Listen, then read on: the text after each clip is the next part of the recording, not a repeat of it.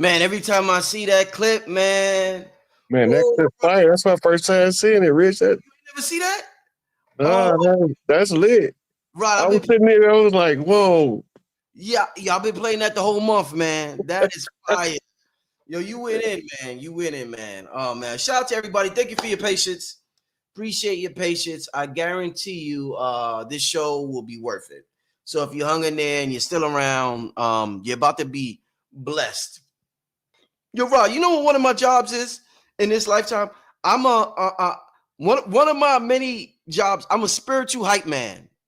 I'm a spirit. You know, like Flavor Flav was the hype man. I'm a spiritual hype man. So I'm gonna get everybody. I guarantee y'all, I'm gonna have y'all moving in your seats tonight because it's gonna be electrifying tonight, family. It's gonna be electrifying. You be Flav, I be Chuck D. Let's get it. Exactly. Yeah, let's get it. There we go. Rod, how you been, brother? It's been a long time since you've been on the channel. Explain to the people why you take these breaks from social media before we get started, brother. Why do you choose to take yourself out of the picture for these periods of time? So you imagine you driving down the street and you're going 20 miles an hour. Okay, now imagine driving down the street and you're going 200 miles an hour. The Right. streets start closing in so fast you can't see what's coming. Mm. So you have to stop, slow down, and see more of the sights that's coming in to help you process information. So when you get to the point where so much information is being turned over in the mind, you have to take a break to let the mind rest, because the mind gonna find something to do when you let it rest, because it don't want to rest, but you have to force it to. That overload causes you to make errors and mistakes. Like I look over some of the videos I did, I see I mentioned wrong names on books sometimes. Mm-hmm. That's because there's so much information coming in. Now it's all merging together. It's like it's becoming cluttered. Okay. So to take a break is to let the mind rest. Okay, now I can breathe again. Now let's go back at this and see if we can't get us to another level than what we was at before the break. Right. Definitely. Once again, family, tell your friends and family that Rod Hayes is live. Black Magic 363. I also want to thank Rod Hayes, man. I got this book you recommended. I'm about to show the people. And right after I got it, I went on vacation. So I didn't read it right away. I just breezed through it. But then I picked it up. Bro, this is a very advanced spiritual book, brother. Some of these things I gotta read 2 times, 3 times, and I'm connecting dots and I'm understanding what they're saying and putting things I know and I learned from you and everybody else, and just like making sense of everything. And I want to thank you for recommending. Before you show the book, you got to tell them where I got the reference from. The astral plane. Right. Now remember, I told you, I was in the halls of Amenti traveling. Yes. And I went to the library and I picked up this white book that had this gold writing on it. And I was reading it astrally, but I couldn't remember what in the world was in this book. And so I told you, I said, Rich, I found this book I was reading astrally, but I haven't had a chance to read it yet. And you was like, what was the book? So then I sent you the picture of the book. Yeah. And what's interesting about it, y'all? Because I call Rod Hayes and I'll just ask him, I just ask him random questions and just chop it up with him for a little while. And me and him, Rod Hayes, just be kicking it on the phone. We could do shows with our phone conversations, y'all. It'd be that type of vibe. But I had this idea in my mind. I was driving and I was like, I want to ask Rod Hayes some questions about Yahweh. And I forgot to ask him, and I ended up talking to him the next day, and he had bought up the book, and the book just happened to be the name Yahweh that I wanted to ask him. So I said, "Yo, Rod," I was like, "Yo, I literally want to call you yesterday and ask you some questions about Yahweh." But this is let me just show y'all, family, very, very advanced book, a very, very advanced spiritual book. I'm enjoying the read. You got to be on a certain level to understand certain things, But that's the side title is the Book of Knowledge, the Keys of Enoch. So the front says Yahweh, but then the side says the Book of Knowledge, the Keys of Enoch. And it's wow, it's an advanced spiritual read, man. So I just gave, and be careful if y'all, I know a lot of y'all, because we already got 1,400 people in the room and it's only 6 minutes in. So now a lot of y'all, when I say things, y'all go run and buy it. Be careful, y'all, because this book, it goes for as much as $1,200 on the internet. But if you go directly to the author's website, you can get it for $50. So be careful, y'all, because this book on eBay, this is like 500 and up, 200, 500, 800. So just look around and make sure you somebody said 250 on Amazon. Yeah, they got it on the author's website. I can't find his name right now. JJ Hurtak. And tell him Radiohead Rich and Rod Hayes sent you. But you know, I'm gonna give him some money. I'm gonna bless him today. He's getting blessed today. But, all right, man. Listen, this show altered. I named it Altered States. I want to tap into altered states of consciousness before we even get into altered states of consciousness and what that means. And I'm glad you said you was in the halls of Amenti, in the astral plane, because I want to know how you got into that altered state. I want to know that. So we'll get into that. But real quick, before you get in that, one of the first things that came on my mind is that, you know, they say as above, so below, as within, so without. And when we talk about going into different states of consciousness, you're also big on this country and this land, us being indigenous to the land. And I'm just curious as to why they chose to name different land masses states. Like you go from New York, Georgia, these are different states. It's the same thing as consciousness. You go into alpha, you go into beta, different states. So why is consciousness given the same name as geographical locations? Rod Hayes, let's get into start with that, Rod. But when you're looking at consciousness, everybody is in a different location in their mind. In other words, they in a different state. You ever be in the hood? You from New York, so you be in New York. Let's say you in the Bronx, and somebody say, "Here you come with that Harlem shit." Yep, all the time. It's a state of mind where a New Yorker know, oh, he ain't even from New York, he from Yonkers.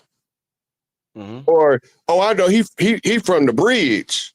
Yeah. Y'all know each other in y'all state by geography according to how you think.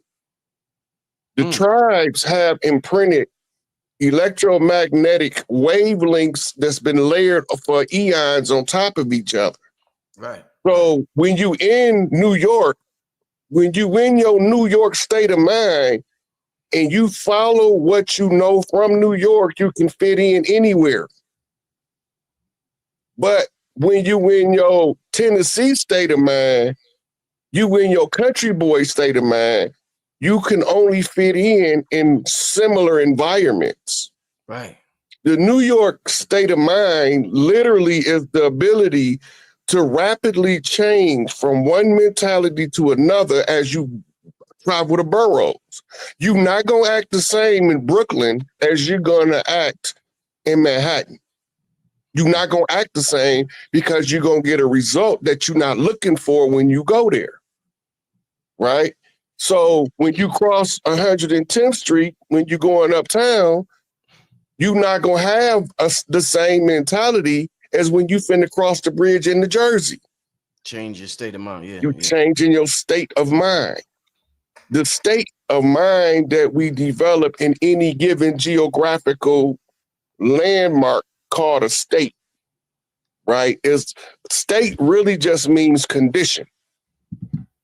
So when you think about mind control, you think about operant conditioning, you're thinking about programming to a particular mind state, a particular geographical position in the mind, right?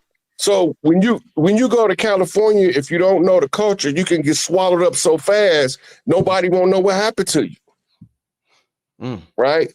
But if you take your time This is what the ancient check-in culture was about.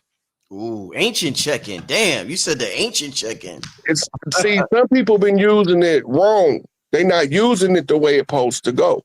Right, right. It's just like Chicago. When I go to Chicago, it's certain key people that I have to contact when I get there. I don't have to do it, but it's the basic respect for being on the land. Right. Yes, sir. Right. I was born in Chicago, so the way Chicago moved, it feel like I'm supposed to be there every time I go there. Mm-hmm. I'm not from New York. New York, not my city. And because of the way the New Yorker is, it's uncomfortable to me because I have to be hyper vigilant in order not to make a mistake and disrespect New York culture. Right.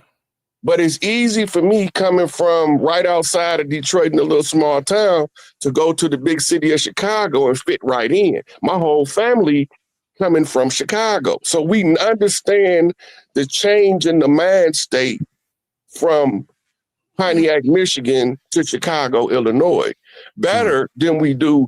Because when I'm in New York, I'm under continuous pressure all while I'm there, not to make a mistake and disrespect the culture. Mm-hmm. Right? Those are mind states. Right? And the mind state becomes prevalent when you travel from state to state. When I went to Mississippi, man, I thought I was a straight up country boy. You couldn't have told me nothing. You couldn't hit me in the ass with a shiny red apple. Mm. I'm out there playing with the wild bulls. That bull will maul you. My big mama say he ain't mauled him yet. Big Red was our bull. Big Red. You know, he the meanest bull in the yard. I know patting him on the head like this. I'm like 6. Damn. Right? And everybody terrified of the bull. But I have a knack for country stuff because we country people in the city. So it's natural to me, but the city stuff was what I had the hardest time adapting to, right? But the small town was the perfect bridge and training ground to go back to the big city. So you take the country boy to the small town, you teach him the ways of the small town, and now he could take that microcosm and expand it to the macrocosm of a bigger city. This is the same thing you do when your emotions make your mind change from one thing to the next. Emotionally, if I see him, I'm gonna hit him in the mouth, right? But when my man come up and he coming up with you with open arms and he don't got no malice, that zaps that mindset. You can't just hit him in the mouth now. That's facts. That has happened to me. That's facts. Yeah, you was mad as a junkyard dog in the Hubcap Cemetery. As soon as I see him, it's on sight.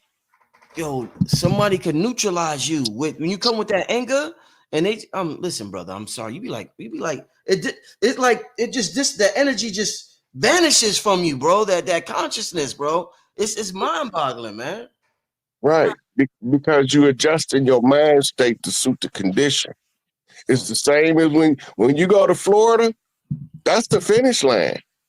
Yeah. Anytime you cross Florida, you're supposed to experience the feeling of celebration if you're from this land at this particular time. Right? So now you seeing them all coming out, boots on the ground and asking where them fans at. The country talk, the boots are chick kickers. Yeah. And they trying to kick the shit to the fans so they can get it over with. The boots on the ground. Right. And I want to ask you about this. I'm going to take this clip and I'm going to put it on Instagram. Rod, what is it about? And I'm sure we talked about this. Because I always talk about, before we do this, I want to do something. Actually, before we start the show tonight, we got over 2,000 people in the chat already so far. So I know what type of night it's going to be. But I want to set a certain tone since we're talking about altered states of consciousness. So I want to, I'm going to put my mic and Rob mic on mute for 60 seconds. I'm actually going to black the screen. Let me see. Rod, I'm going to move you for 60 seconds, all right? Yep. So I want to, I just want us to vibe out. Let me just show y'all. I want to start the show. You know, the earth, matter is formed with sound. The universe was formed with sound. The universe is an acoustic field. And I just want us to get used to tapping into the right sounds and the right frequencies. So I want to take this 60-second break to let the sounds in the universe breathe.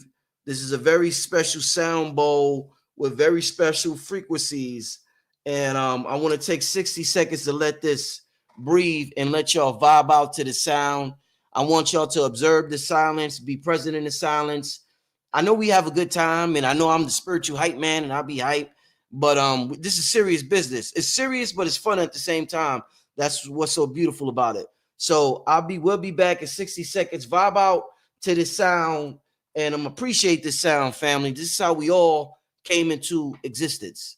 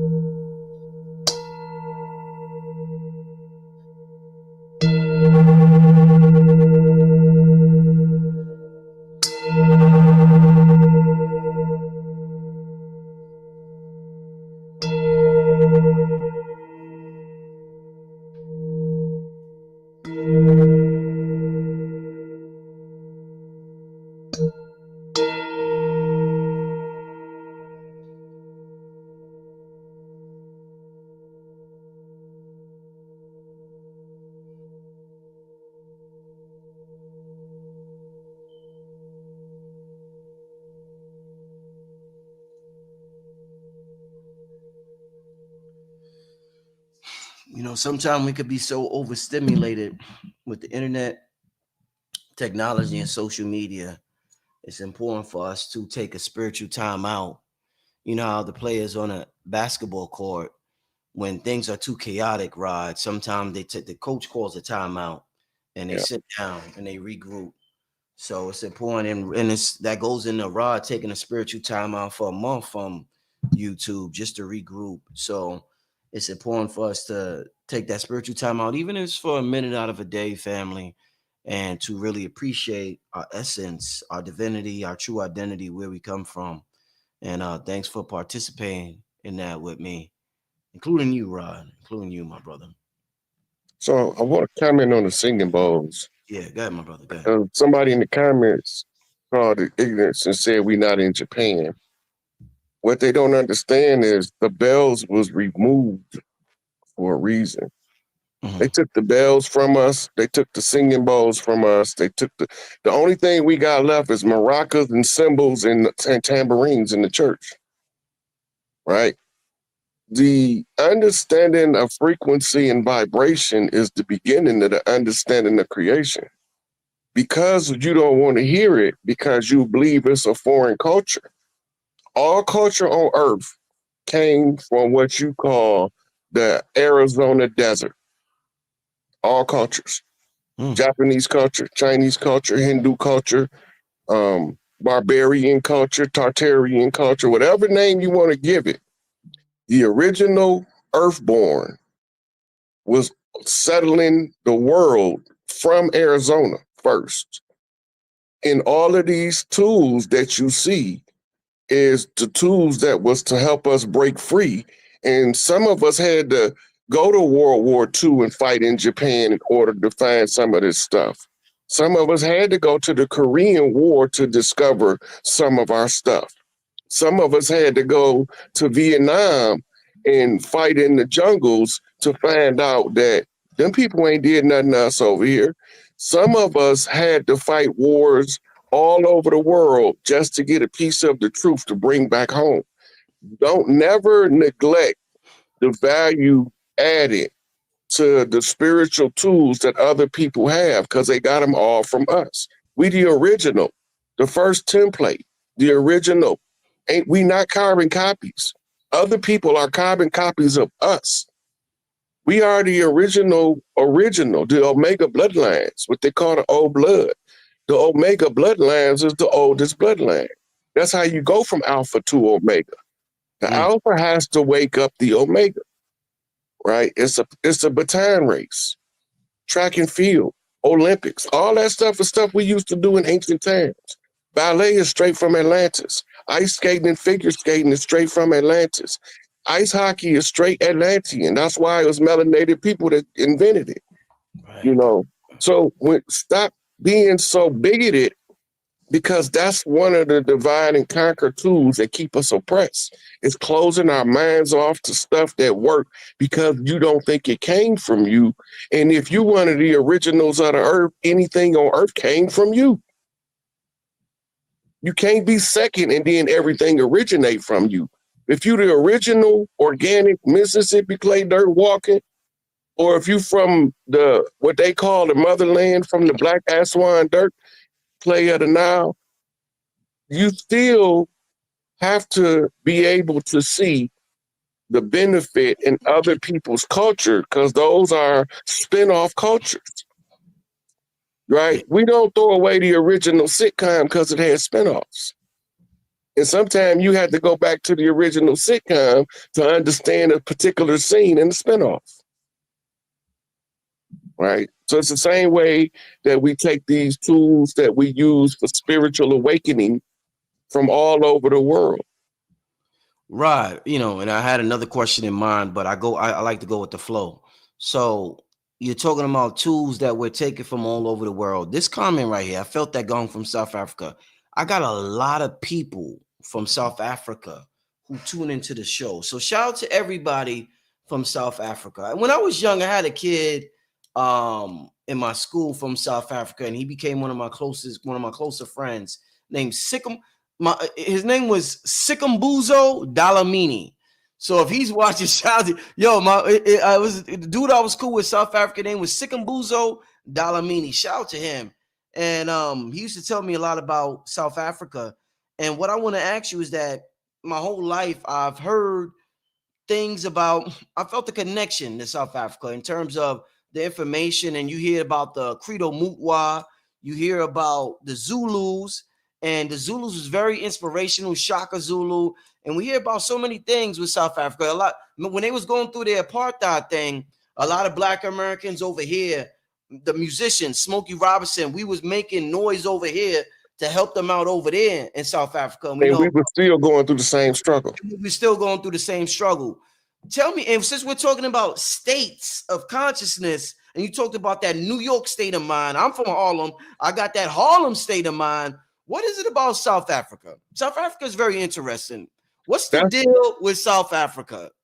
In the ancient times, that's where the first major gold mines in Rafali, South Africa was. That's where the people was being imported to South Africa from all over the world to aid in the mining of gold. It's some of the oldest gold mines on earth is in South Africa.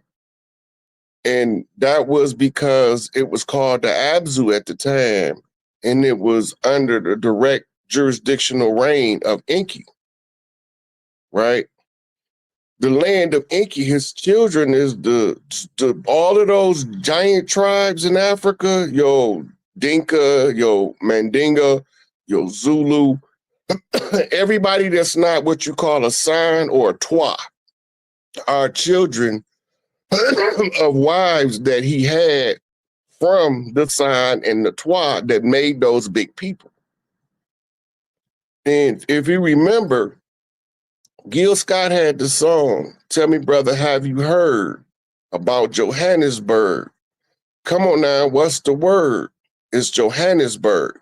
And the Johannesburg, South Africa was a replica of Birmingham, Alabama, and the oppressors' cycles of oppression. We was able to see over there what we was too close to see over here. You gotta remember, sometimes you're too close to a thing to see it for what it is, but when you see it at a distance, it helps you clear your vision up about what you're seeing over here. They had some great men. My favorite South African is Stephen Biko. Everybody else was on the Mandela train, and I was like, well, what about Biko? Why y'all don't want to remember him? Because he sounds too much like Malcolm X, right? And the kindred tribe to the Zulu is the old Mississippian of the Americas. So when you see a Zulu rise to power in South Africa, it's either the what they call a precursor to a rise of an old Mississippian over here, or it's a response to the rise of an old Mississippian over here. The quintessential Shaka Zulu old Mississippian is Chief Malik Angel Bay, who we call Jeff Ford. He has that same Shaka spirit, but he not probably as big as Shaka, but his energy is just as big. His insight into his desire to defend his people is just as big.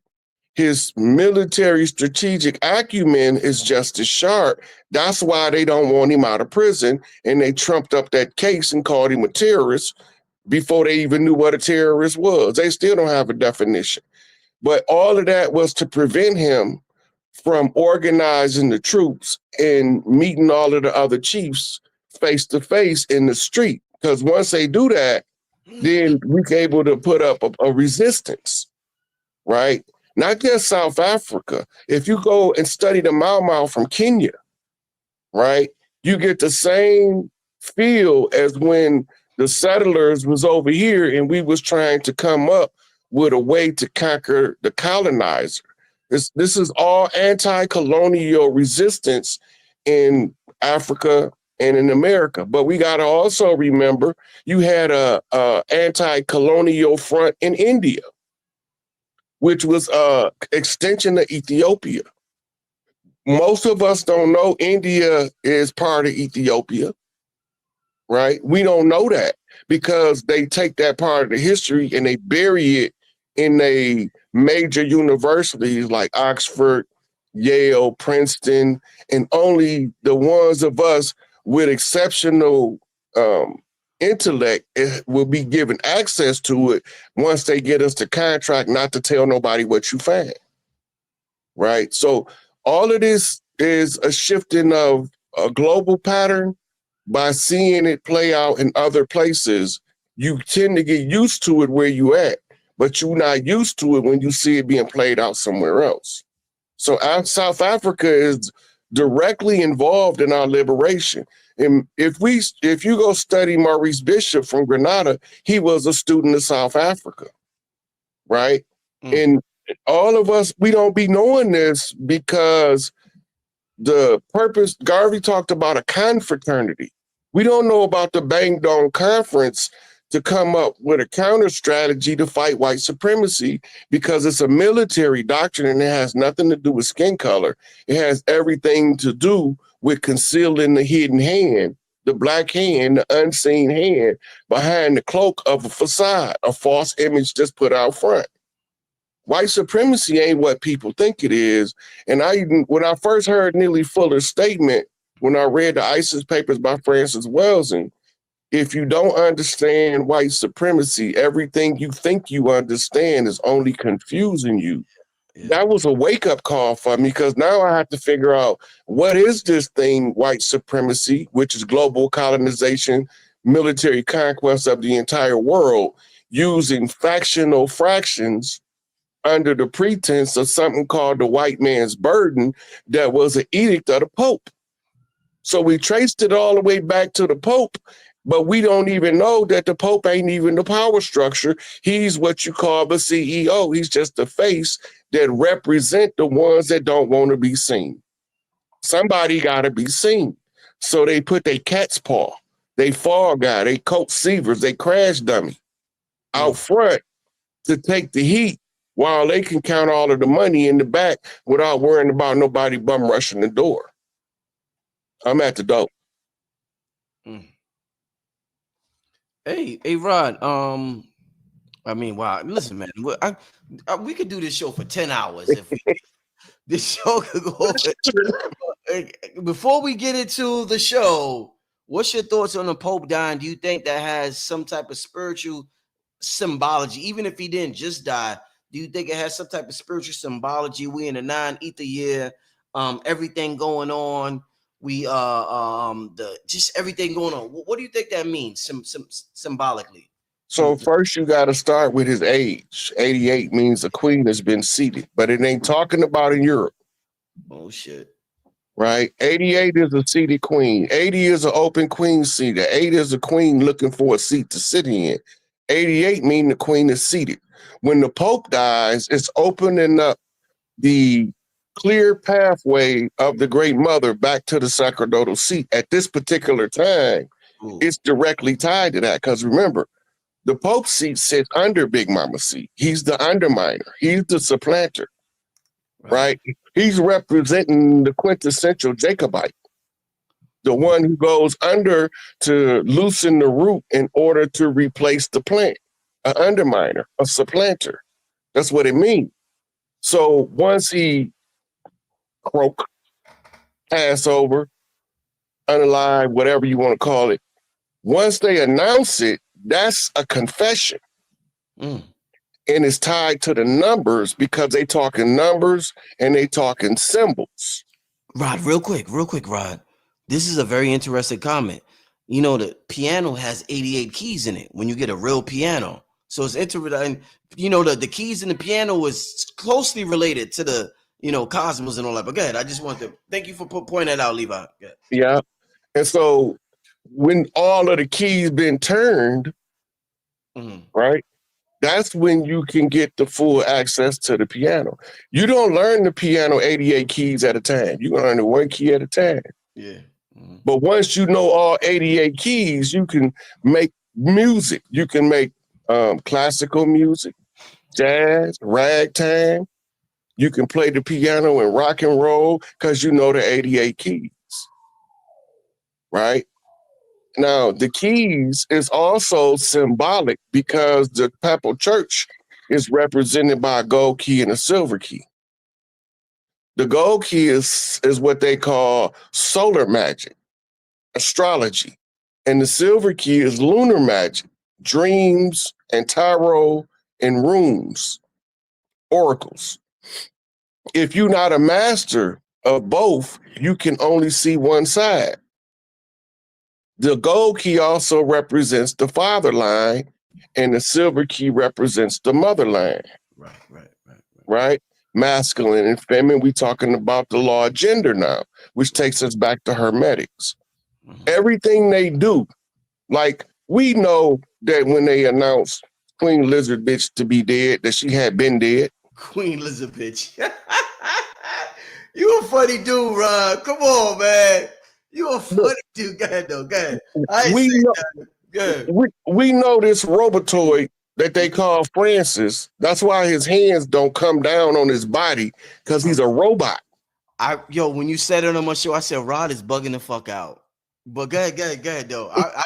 Go ahead. Don't make me send you the receipt, Rich, because you know I will. Oh man! You know how I send you the receipt of them sliding his ass under the bunk, because it's in my. All I gotta do is go through my Facebook feed, and I'll find that receipt and send it to you, and you'll be like, "I thought he was crazy." Oh man! Because I got the receipt, right? But all of this, okay. So now, what the papacy? When a woman go to the gynecologist, what kind of smear do they give her? It's called a pap smear. Pap smear, yeah. So now you dealing with somebody that's blocking the vagina, a papacy. Ooh, ooh, you tied that? Oh, you gonna do it like that? That's what it is. The papacy, you gonna do it like that? I see you. Yeah. Go ahead. It's also the poop deck pappy on the pirate ship that his job is relegated to cleaning up shit. Shit. So all these words is tied together. Oh. But while you're dealing with the papacy and the poop deck pappy, go all the way back to Egypt when Osiris was fighting Apep. Apep. And what happened with that fight, Rod, for those who don't know? It's the eternal fight against chaos versus order. As long as the Father is available, he can fend off the chaos. Yeah. But when Set slays the Father, the chaos ensues. That means that there is a contesting of the throne because he's not the rightful heir, but he's sitting there. Mm-hmm. He can't sit on it. He can only sit under it. The divine Father can't sit on Big Mama's seat. Right? So when you look up, if you look up the wheel of Osiris, he's sitting there in his 12 zodiac signs around him. Mm-hmm. But when you look up the wheel of the Great Mother, she sits on the 13th seat. The void is in the middle. That's the eye. The eye at the center of the universe is the all-seeing eye of the Great Mother. She is the one who electrifies with energy called Shakti, the eye that brings the light into the world as a sun. So this is where your Heliopolis and your solar worshipers is talking about when they honoring the Father, but they trying to make you forget the Mother. You can't honor the Father and neglect the Mother because he came from her. Mm-hmm.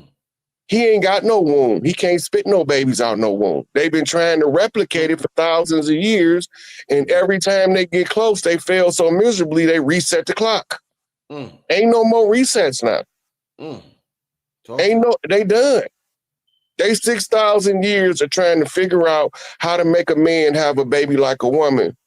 It's over. They know it. We know it. This is all tied to the Pope because the Pope is supposed to be a woman in that seat, not a man. And he's supposed to wear a black dress, not a white dress. That's why they called her the Black Madonna. She wore a black dress with gold trim. But now they got him with this white dress because that's supposed to be the nuns. The nuns is the mirror reflection of the primordial noon.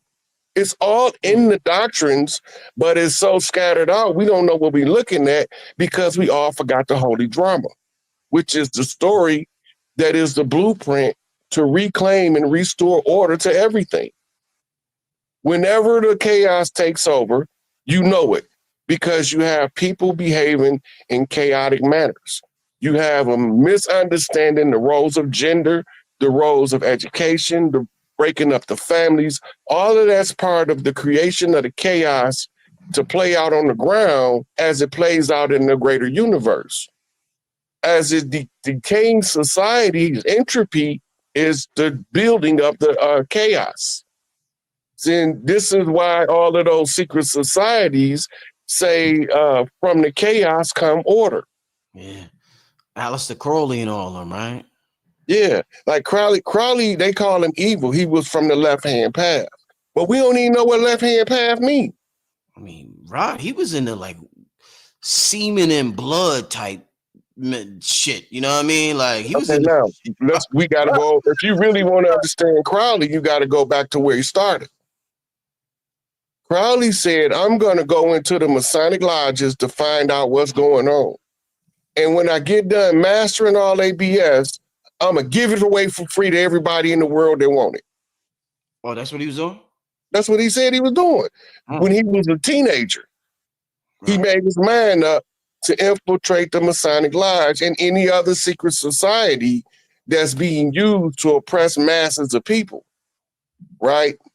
He was a natural pervert. You can't send no straight-laced dude in to drag some perverts out. You got to send a pervert.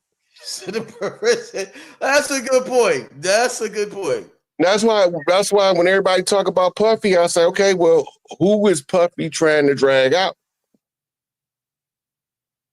You got to remember, it's a whole movement going on the land.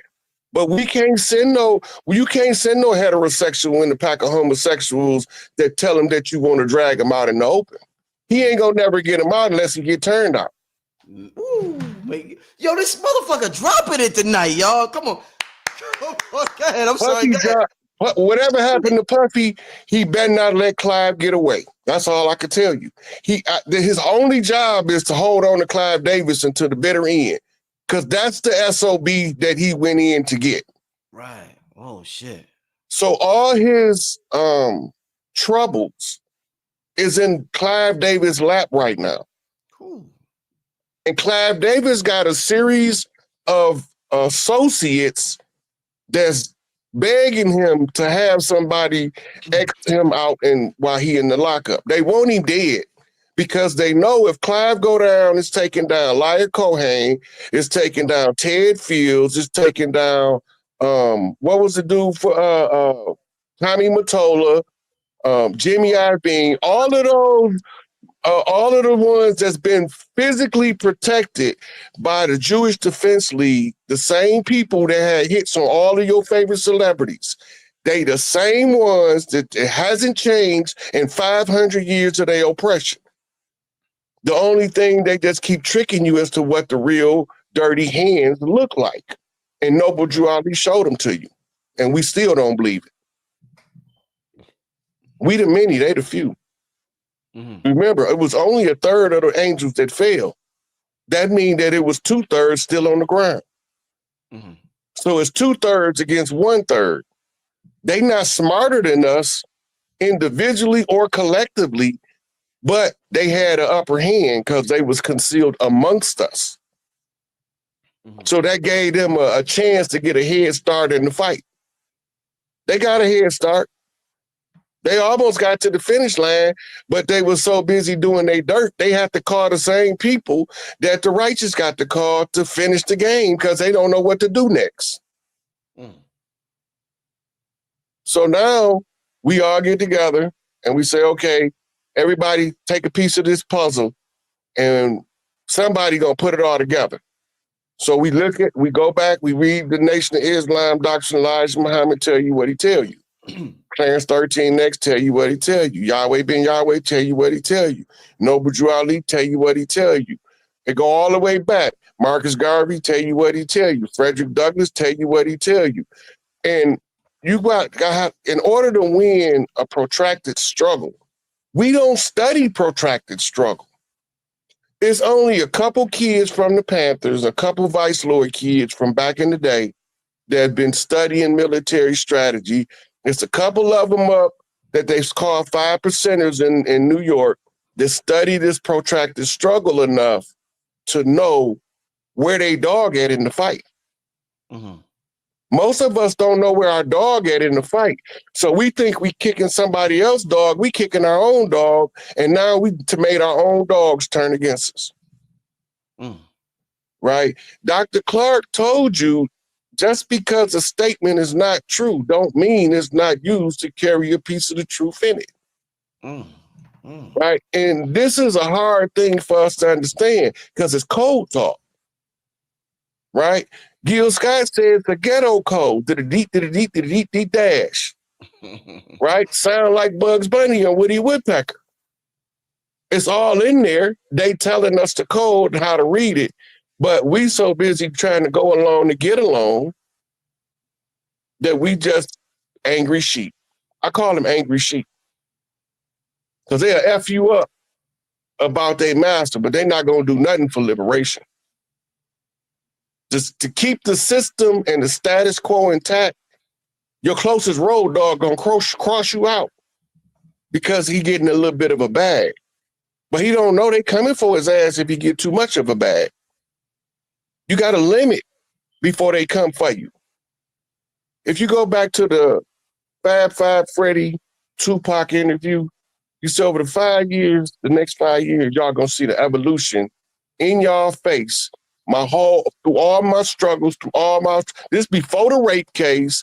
This is Brenda Got a Baby first album talk. He just now come out for the first time with telling you about Thug Life. He got a Thug Life hat on, and he got on some overalls that say Thug Life. And he explaining Thug Life to Fab Five Freddy. And he told him over the next 5 years, y'all gonna see my misery, my pain, my prophecy, the realization of my prophecy. It's all gonna be there. And then they cut half of the video out now. When you go to try to look it up, a sizable portion of it been clipped.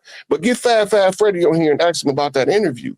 Everything Tupac said was done with a meticulous purpose from a military strategic mind. He just used entertainment to do it, right? Because it's just like E40. The OG's been telling me for years, man, E40 connecting the Chiefs behind the scene, that music just to cover. Coming to find out, he been doing it the whole time. Now he done got his status up so much that the people that's behind the scenes scared to do anything to him because they don't know if it'll be the spark that ignite the mass tribal rebellion of all of the tribes, right? So they try to catch you before your people know who you are. This is why they got to get Nipsey Hussle out when he start getting big. This is why they got to get rid of Pop Smoke early as possible. And they not going to send no foreigners. They not going to send nobody that don't look like you. They going to send somebody that looks just like you. They going to send somebody look just like you. Might even be from your same set, but he don't know he doing their work. He think he doing the work for his set. Why would they want Pop Smoke out of here? Pop Smoke was like, that's like drill rap. So why would they want him out of here? Drill rap is a war call. We can say what we want about drill rap. Drill rap is the battle call for the youth to stand up and get ready to fight. They hate drill rap more than we do. We don't, as our elders, we forget that when we was in our piss and vinegar stage, we was ready for that war. We was about that drama. Only problem was we didn't know who the enemy was. Mm-hmm. We didn't know they looked like us. They walk like us. They stand next to us. The only difference is instead of talking about how to solve the problem, they pour gasoline on the fire. Right? When we supposed to run that phase, we can't take the L with this dude standing next to us because now he gonna make sure he feed that fire until it become murderous vengeance. Right. When you run the fade, okay, you lost, go in the gym, get your training game up, get your skills a little sharper, and go back and try to run the fade again. But nobody died in it. This is the same thing talking about Shaka. Remember when Shaka first came and they was having what they call simulated combat, and he told his soldiers to handle them because the enemy that's coming don't play by our rules. We have to learn their rules, and their rules keep changing because they like to try to cheat the game. Right? So a lot of the elders got mad at Shaka, but the youth understood it.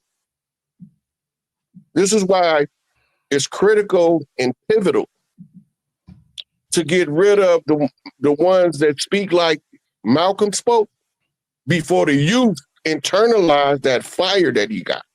Yeah. Right? I made my business once I started becoming conscious to listen to Malcolm X as often as possible. Listen to Elijah Muhammad, listen to even Farrakhan. We don't even know how cold the strategic mind of Farrakhan is, but we about to find out. They so sleep on Farrakhan that they don't know what they done tried to kill him multiple times. It ain't like they ain't been trying to kill him. They didn't poison him. They didn't send snipers that the FOI done got him out of there before the sniper can get him. They didn't send everything at Farrakhan. But his strategic acumen, they did not expect that from a holy man, from a high priest, because his position on the land is high priest. They never expected him to have military insight, and he's commanding the FOI. If you look up the most trained security forces in the world, it's going to literally tell you Secret Service, FOI, KGB in that order. FOI. That means his security force is so well trained that they rival the greatest security forces of the Russians, the Israelis, the English, the Pope himself, security. He had to put him in a Pope mobile. Let that sink in. He supposed to be the closest living man to God. And the dude walked up and plugged his ass. Mm. You're not finna get the Farrakhan like that. Mm-mm. The only way you're gonna get him is an inside man. And as long as Mustafa's standing there, he gonna cower. They not gonna stand up to Mustafa while he's standing there observing over the security, because they can't look into that type of fire and not flinch. Mm-hmm. Right? It's the same as a gunfighter. He sleep, he wake up looking down the barrel of a double barrel. He can't stay straight face. He gonna flinch. He wasn't expecting to wake up and see that double barrel shotgun. But we don't know none of this because we going about trying to just make a good life for our families as fathers, as mothers, right? And we allowing the system to run psychological ops on our children because we don't believe they doing it is the only reason it's working.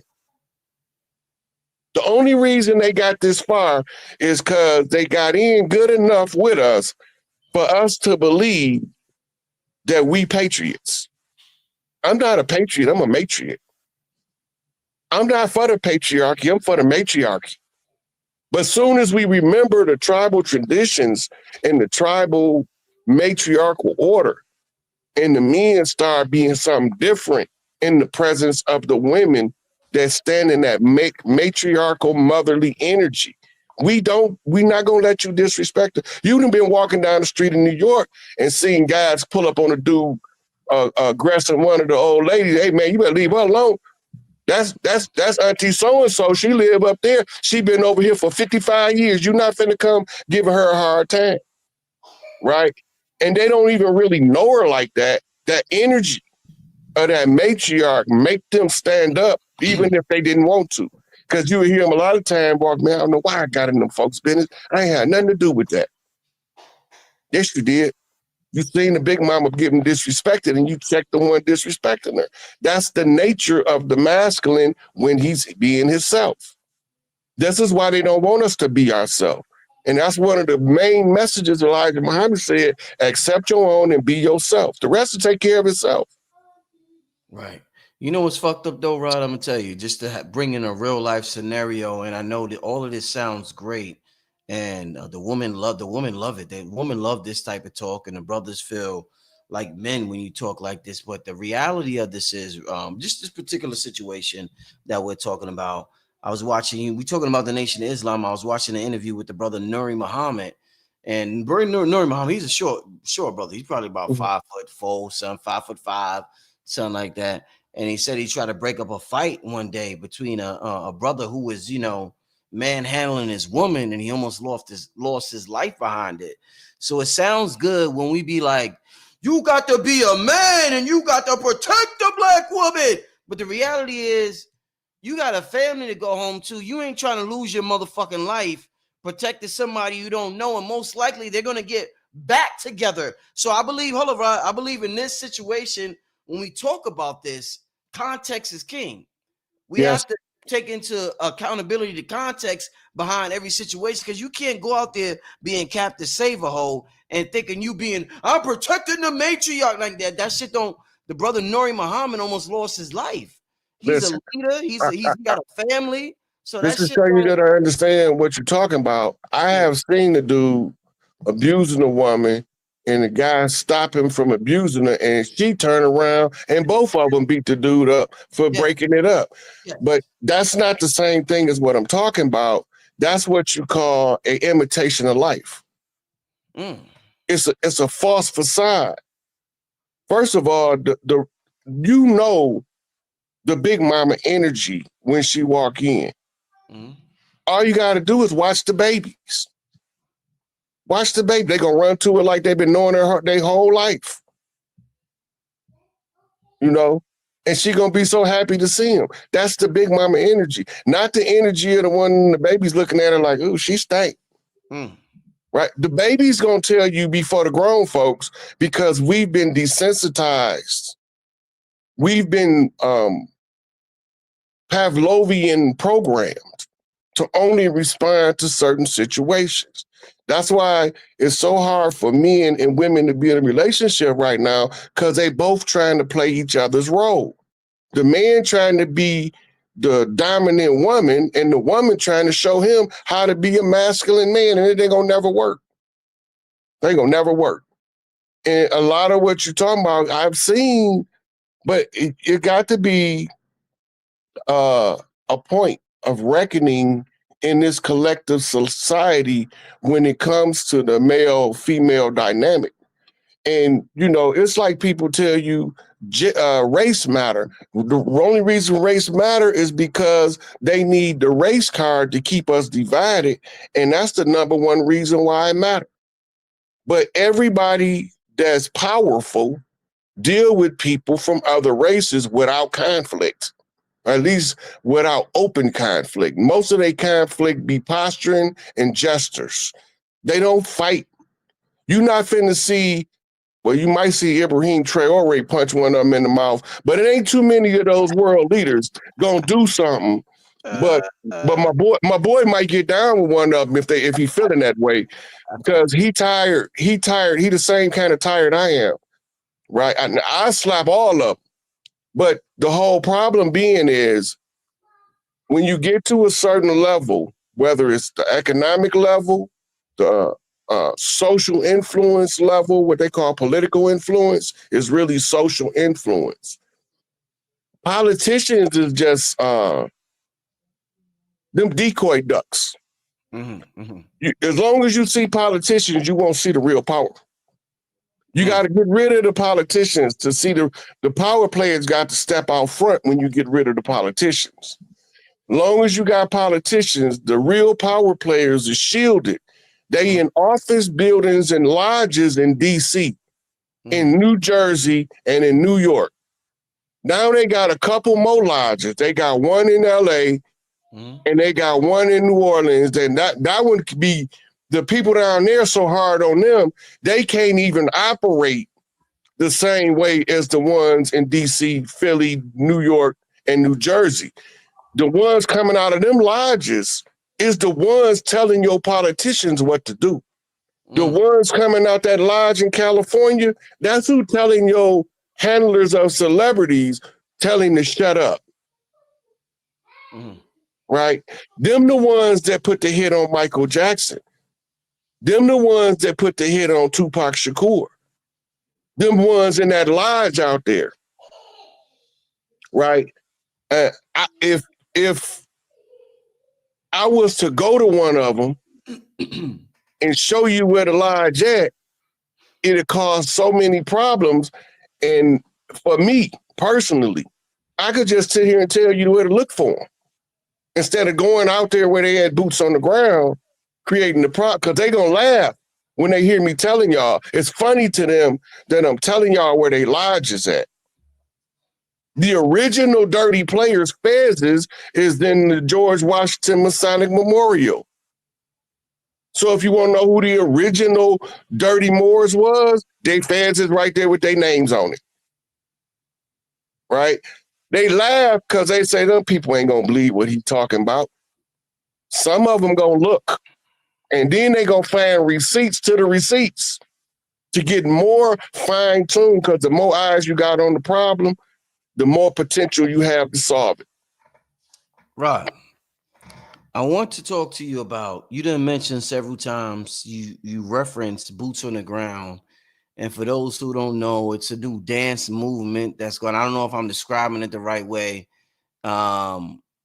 You know, we had like the Electric Slide. There's a song, Boots on the Ground, and they be like, where them fans at? It's like a cowboy, like a black cowboy song, right? It's real fly. And people on Mississippian culture. Yeah, and people on social media, Rod, they put up a post and they're like, while the world is falling apart and they show all these images of the world falling apart, they're like, this is what black people doing. And they're like boots on the ground and they got the fans and and they're having a good time. And Rod, I've talked to several people, including Sharif Bey, and we talked about how song and dance is our one of our highest technologies that we have. But at the same time, they say black people are into party and bullshit too much, which is, I guess, the negative polarity of song and dance. So talk to me about, if we're talking about entering an altered state, what is it about black people? And I heard Bobby Hemmett say this. Shout out to Kenyatta. He works with Dame. He used to work with Dame Dash. He posted a video clip of Bobby with Bobby saying how dance used to heal us. And there was a conspiracy to eliminate dance within music because dance was used to killing us, bro. Under the black codes. This is what gave rise to what we call the hole in the wall in the juke joint. We wasn't allowed to have places where we congregated and danced. That was against the law. Damn. It was literally illegal under this system, this emerging system of Americanism, for us to sing and dance. Our singing and our dancing, when we see certain people come, our singing and dancing increase because they know victory is close. But when other people come, our singing and dancing, like for instance, remember I was telling you about the Crip Walk for a long time, then you seen the effect of it. The energy shift from Cali now, that's called, it's like playing tennis. They return in the serve. The line dances, the Midwest going into the South, right? And then they mingling it with the Southern New Orleans cultural movement to come up with this boots on the ground movement. This is us showing our solidarity and our love for one another in the face of the enemy in a manner that he know we showing it, and now he can't do nothing about it. Right? Now we don't need Crooked Man walking on the land. We don't need the lightning bolt. We don't need, because they ready. Now we need to see, is the love gonna come? Are we gonna really, really make it happen? Is the boots on the ground? Are we gonna really kick the shit into the fan? It's coming. It's coming. Because you got to remember, all of this music in America come from Mississippian culture. It all traced back to what we call the Delta Blues, to the Mississippi Delta. And it was the love songs of the man that was learning his woman, and he was identifying his mistakes, and he was telling you how to correct them. But then they stopped us from listening to the music. They villainized the ragtime because they was trying to force classical music on us and opera, European cultural phenomenons of the Moors.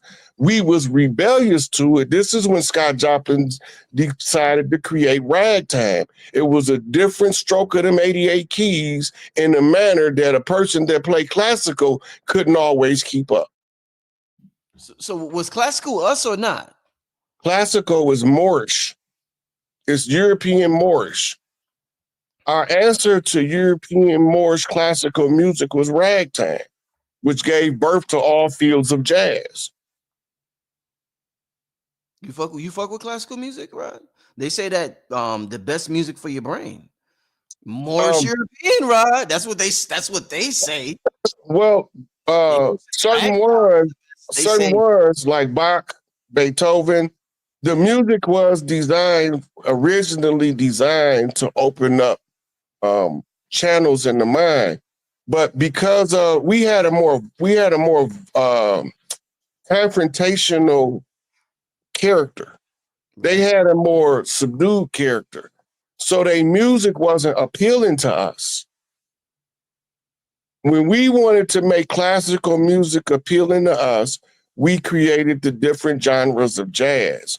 Jazz is the old Mississippi interpretation of classical music. I want a shout out. I just looked up. I seen we got over 4,000 people in the chat. Damn, we deep up in here tonight, y'all. Shout out to You over got boots 40. on the ground where them fans at. Where them fans at? Shit, boots on the ground. Damn, we deep up in here tonight, y'all. Shout out to all of y'all. Rod, what I want to ask you, if we're talking about altered states of consciousness, and I need you to give us the game. Don't hold back. Don't say I ain't gonna tell these niggas they gotta work for it. Rod, I need to know if you are able to, like I said, you recommended this book to me, and you like, yo, Rich, I seen that book in the astral realm. How does Rod Hayes, or how do we tap in to this altered state of consciousness to get information the way you do?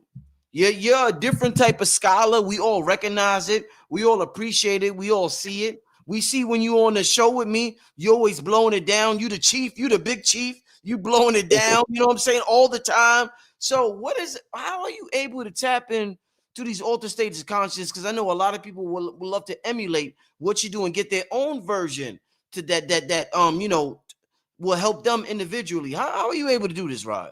Well, the book that you just showed us, the Book of Yahweh. Yeah. When I was studying the Emerald Tablets of Thoth.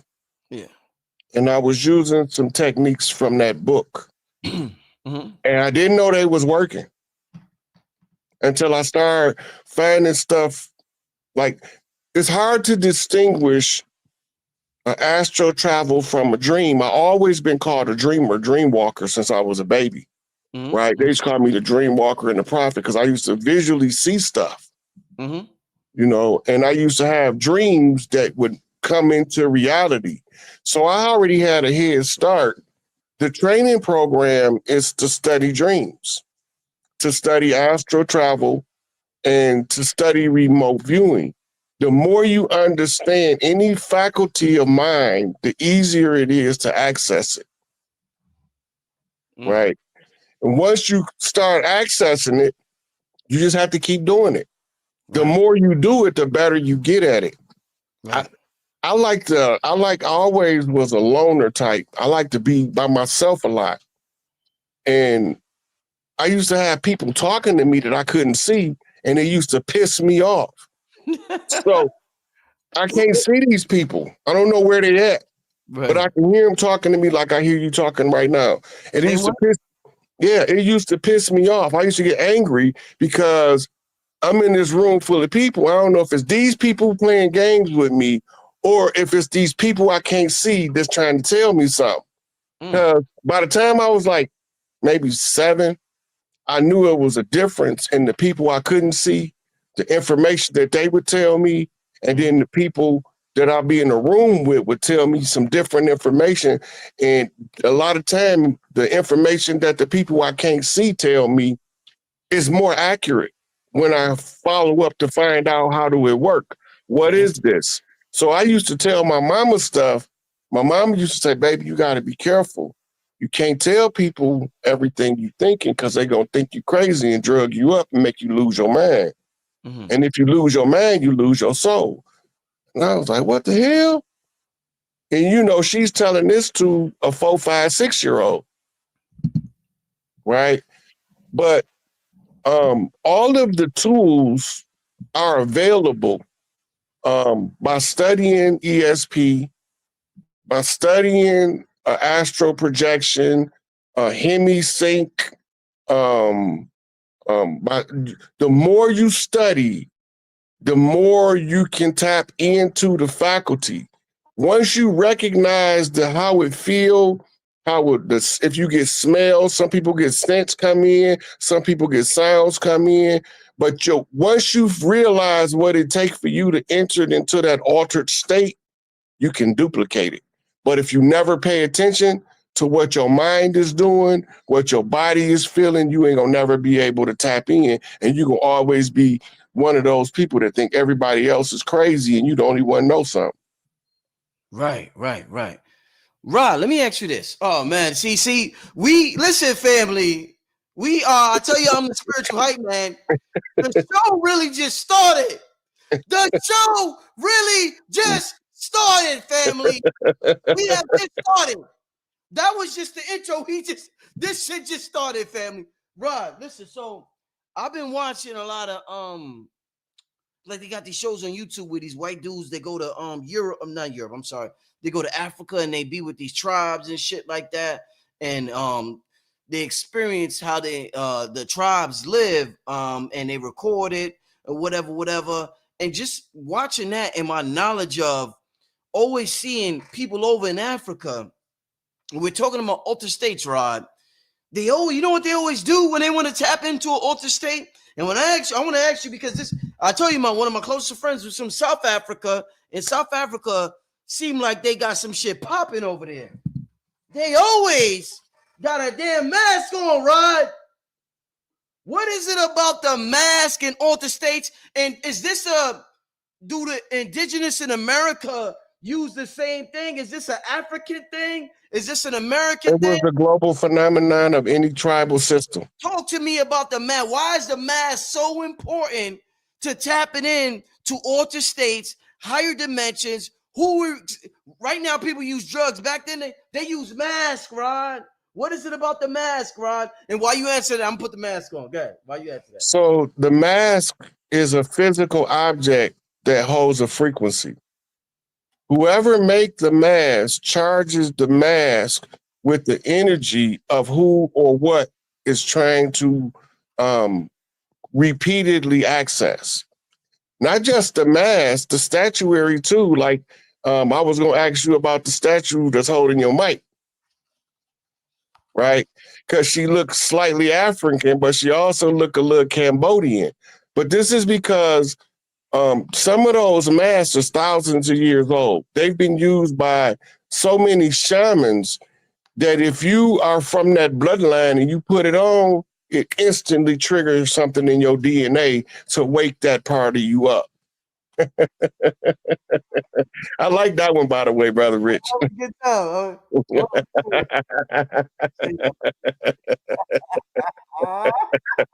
I'm having a good time today, y'all. Yeah, no, right. Yeah. So those are called sympathies in the occult. They call it a sympathy because it establishes a sympathetic link to a frequency, wavelength, bloodline, character, archetype, and all of that focuses your mirror cells. Right behind your forehead, you have what's called mirror cells in your prefrontal lobe. The object that's been repeatedly charged for so long by so many people, if it's in your bloodline, you can use it. You can use your great-grandmama picture for a mask if you're trying to tap into her energy. Wow. You know, but this is why they always was telling us in Islam, pictures is haram. They had a equanimical council on whether they would use the statues of the apostles on the altar and all that stuff, because they were trying to figure out how much of this would they give us access to. That's all it is. You got access to everything, but people are trying to keep the access from you by telling you you don't. But just because they told you don't do it, don't mean you ain't supposed to do it. This is where you come up with your left hand magic and your right hand magic, right? If you don't know who, we all know Michael is the right hand angel of God. Well, who was the left hand angel of God? They don't ever tell you that. Who? Because the left hand angel of God is truly destructive, right? So the right hand angel of God is strictly defensive. He's just blocking and stopping and putting barriers and obstacles in the enemy path. But when the left hand of God is unleashed, he gonna bring down the hammer. He's coming for the drama. They don't want to talk about that. Because now you start tapping into a different frequency that is a liberating frequency. All of this, your brain operate off frequencies. You got alpha wave, theta wave, delta wave, zeta waves. Each one of these wavelengths carry a different type of information, right? You learn best when you in alpha state, right? So you also, alpha state is also what they call the hypnotic induction state. Right. Right. But I forget which one when you wide awake. I think it's like the delta state or the beta state. That's the one where you live in virtual reality and you ain't paying attention to the stuff that's hidden in plain sight. But when you merge alpha, beta, delta, zeta wave together and you get them all working in harmony, now you have hemisync, full brain access. Then your two chambers of your left brain ain't beating by themselves. Now your right brain beating with your left brain. Now you got to balance that out. And now you got 4 chambers in your brain that's sucking that sacred secretion to the top like a vacuum. You got to pump in the back of your neck. You got to pump at the base of your spine. Right. Why? What they pumping? What are they pumping? Cerebral spinal fluid is called the silver fluid. But the one that they call the Christos fluid is the golden elixir, the golden fluid that travels up the spine. Yeah. You can't never access it with only one half of your brain. And this is why they always try to teach all children to be right-handed. I say don't teach them to be right-handed, teach them to be ambidextrous where they can activate both sides. Don't force them to stop using their left. Just help them with their right. If they want to write you write left-handed Monday, on Tuesday you write right-handed. Wednesday you write left-handed, Thursday you write right-handed. Right? And you alternate it like that until they good with both hands. You see in calligraphy studies in Japan, right, you'll see a person that has the brain separated in 4 quadrants. That means they can operate upper left brain, lower left brain, upper right brain, lower right brain. Right. And they can write something different with left hand, right hand, left foot, right foot. You know, I told you before, Rod. I told you this. I noticed this because I played the piano. I said, you know, both of my hands have a different personality. So yeah, I play something with my right hand, I could play something with my left hand, and I'd be like, damn, why didn't I think about that before? And I'd be like, oh shit, because it was my right hand playing before. My left hand is playing something completely different. The same when writing, because sometimes I practice writing with my left hand. It's a different thought process that happens in my mind. So we have been cut off from a significant part of our magic by not using both hands, because your left hand could come up with some shit that your right hand can't. We don't even know it because we don't use it, bro. This shit is crazy, man. And the first thing somebody will tell you, I tried to write with my left hand, but it was too hard. Yeah, the first thing, yeah. Mm-hmm. It's not hard. So they quit. Your left hand is untrained. Your right hand is well trained. That's all it is. Yeah, thank you, my brother. Thank you. It's Michael Jordan at 13 versus Michael Jordan at 33. I love that analogy because it's a Michael Jordan analogy with both hands. With both, I love that. Was a good one. That was a good one. If you go back at 13, Mike wasn't even playing basketball. He's playing baseball. He said he sucked. Yeah, he sucked at 13. Yeah, that was a good analogy. Oh man. Right. But once he started playing basketball, right, when he was 33, he was the GOAT. Yeah. Yes, sir. You know what I'm saying? Look what happened in the 20-year shift. He changed his whole sport, right? And he changed how he performed. Matter of fact, if you remember when he first came, he was relentless to the basket. Remember?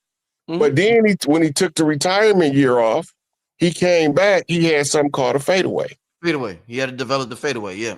Yeah. Mm-hmm. That means that he had to train a whole new basketball skill set and altered his game in order to take him to even another level. Indeed. You see, so we think we don't want to do stuff because it's hard. Everything hard when you don't know how to do it. But if you see somebody that's a real good pool shooter and you be like, man, how you get that good? They start laughing. And they gonna say, by shooting pool. You can't get better if you don't play the game. Mm-hmm. You can't tap your psychic abilities if you don't practice tapping your psychic abilities. This is why they got tools to help you train your psychic faculty, like tarot cards, runes, I Ching, cowrie shells. Then when you start getting good at those, you'll be able to go outside, and then you can hear the way that the wind rustle the leaves tell you something about the weather pattern. And speaking of that, family, I'm gonna do this because it's important that we change things up. We have 4,200 people in the chat tonight. I'm gonna take, you know how we take commercial breaks? We're gonna take another 60-second spiritual break to just listen to the sounds of creation. You know what I'm saying? And for those who leave, you weren't meant to be on this live in the first place. And those who stay, we know you were meant to be on this live. This isn't just entertainment, family. We're serious about this shit. Regardless of I'm being a spiritual hype man or not, we're serious about this shit. So we're gonna take a 60-second break. For those who ain't serious, you can leave, no problem. Love you all. Appreciate you for you when you staying here. For those who want to stay, stay. But we're gonna take a 60-second break to get into some sounds of nature and sounds of the universe, and we'll be right back to close out the show. We got about 20 more minutes left, 30 more minutes left. We'll be right back after this 30-second universal acoustic break.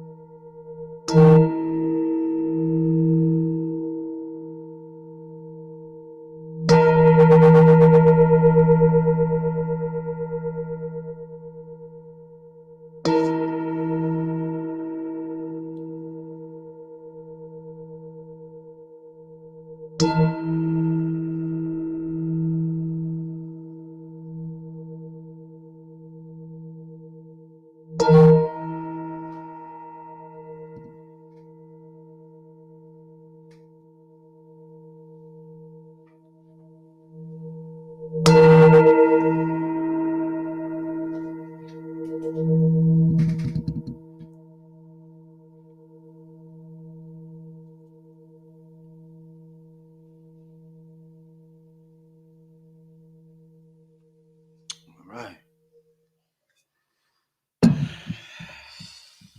I'll be so hyped when after I do that, family. I come back. When I come back up, he's like, I gotta calm down for a second after I come back from that. I appreciate that sound. Hey, Rich, tell us about the piece that's holding the mic while you. Yo, Rod, I got this from a store. I don't know much, man. I got this from the store in Manhattan, and they weren't able to tell me much. But this statue right here, I get a certain vibe, a certain energy, a certain resonance. Let me just show y'all. So this is the whole statue. It was old when I got it, and they was like, "Yo, this is an old joint, whatever." They was, and I'm just like, and they showed me a new joint. I'm like, "Nah, I want the old joint." There was just something about it. So I was doing an interview with A.A. Rashid, and we didn't have a mic stand. And A.A. was like, "Yo, use the statue for the mic stand." And I was like, "Oh shit, that is incredible." So ever since then, I've been using it. And my interviews is better when I use the stand. I feel like I'm just more alive. I have more fun. So I want to thank the statue for just, assisting me. And, this, what I do right here, Rod. Yeah, I was telling you earlier, she looked like she's slightly Cambodian. Is it a sister? You said a sister. This is a dude. What do you think? No, that's a female. Okay, you see the what they call the waistband? Right. What? This right here.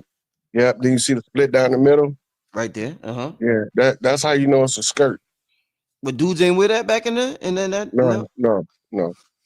Ooh, okay. That's a 100% female.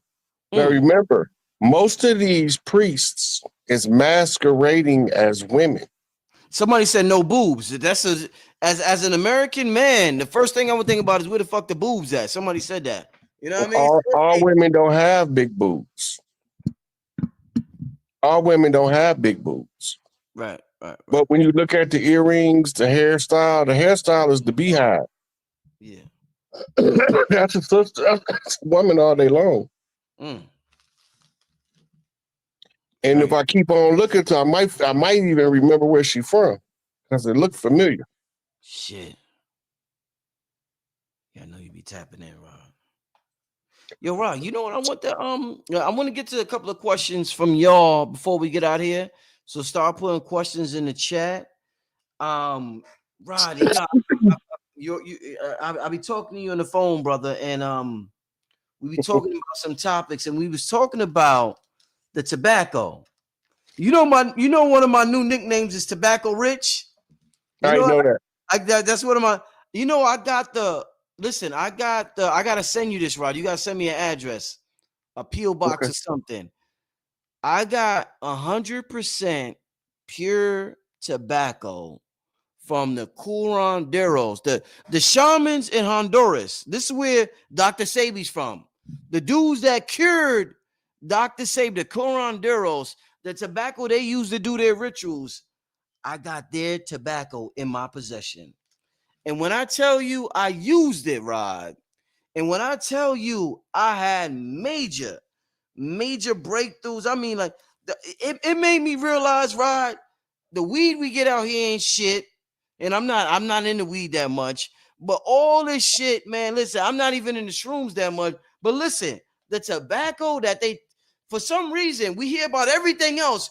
The shrooms, DMT, Bufo, we hear about all types of shit. Take Bufo, take DMT, take this. We never hear about, you know, the Americans was into tobacco. We never hear that. We don't hear that shit. We hear about everything else, but we don't hear that. And when I got into this and I smoked this, I said, oh shit, this is some shit. I said, oh, right, yo, this is some. I mean, you was talking on the phone about the whole nicotine conspiracy and all of that. But Rod, oh shit, man, brother, it is on and popping like never before. Give me and the reason why I bring this up is because number one, I got a whole thing going on. I'm gonna make an announcement, a whole thing going on, but I'm not gonna talk about it tonight. A whole thing going on. Quick note: everybody who sent the donation for the tobacco, I sent everybody's cigar out today. So you should get it by Friday, Saturday. So if you're watching, you like, nigga, you saying that, but where my shit at? I sent everybody's out. You should get it by Friday or Saturday. You can email me if you didn't get it. But I sent everybody who sent me their address.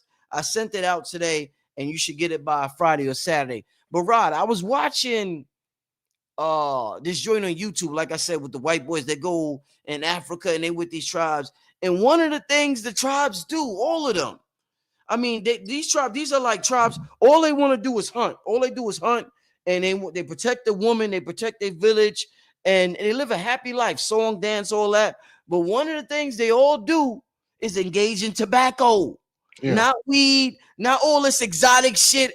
I took a mushroom from a tree. All of them, they into tobacco, bro.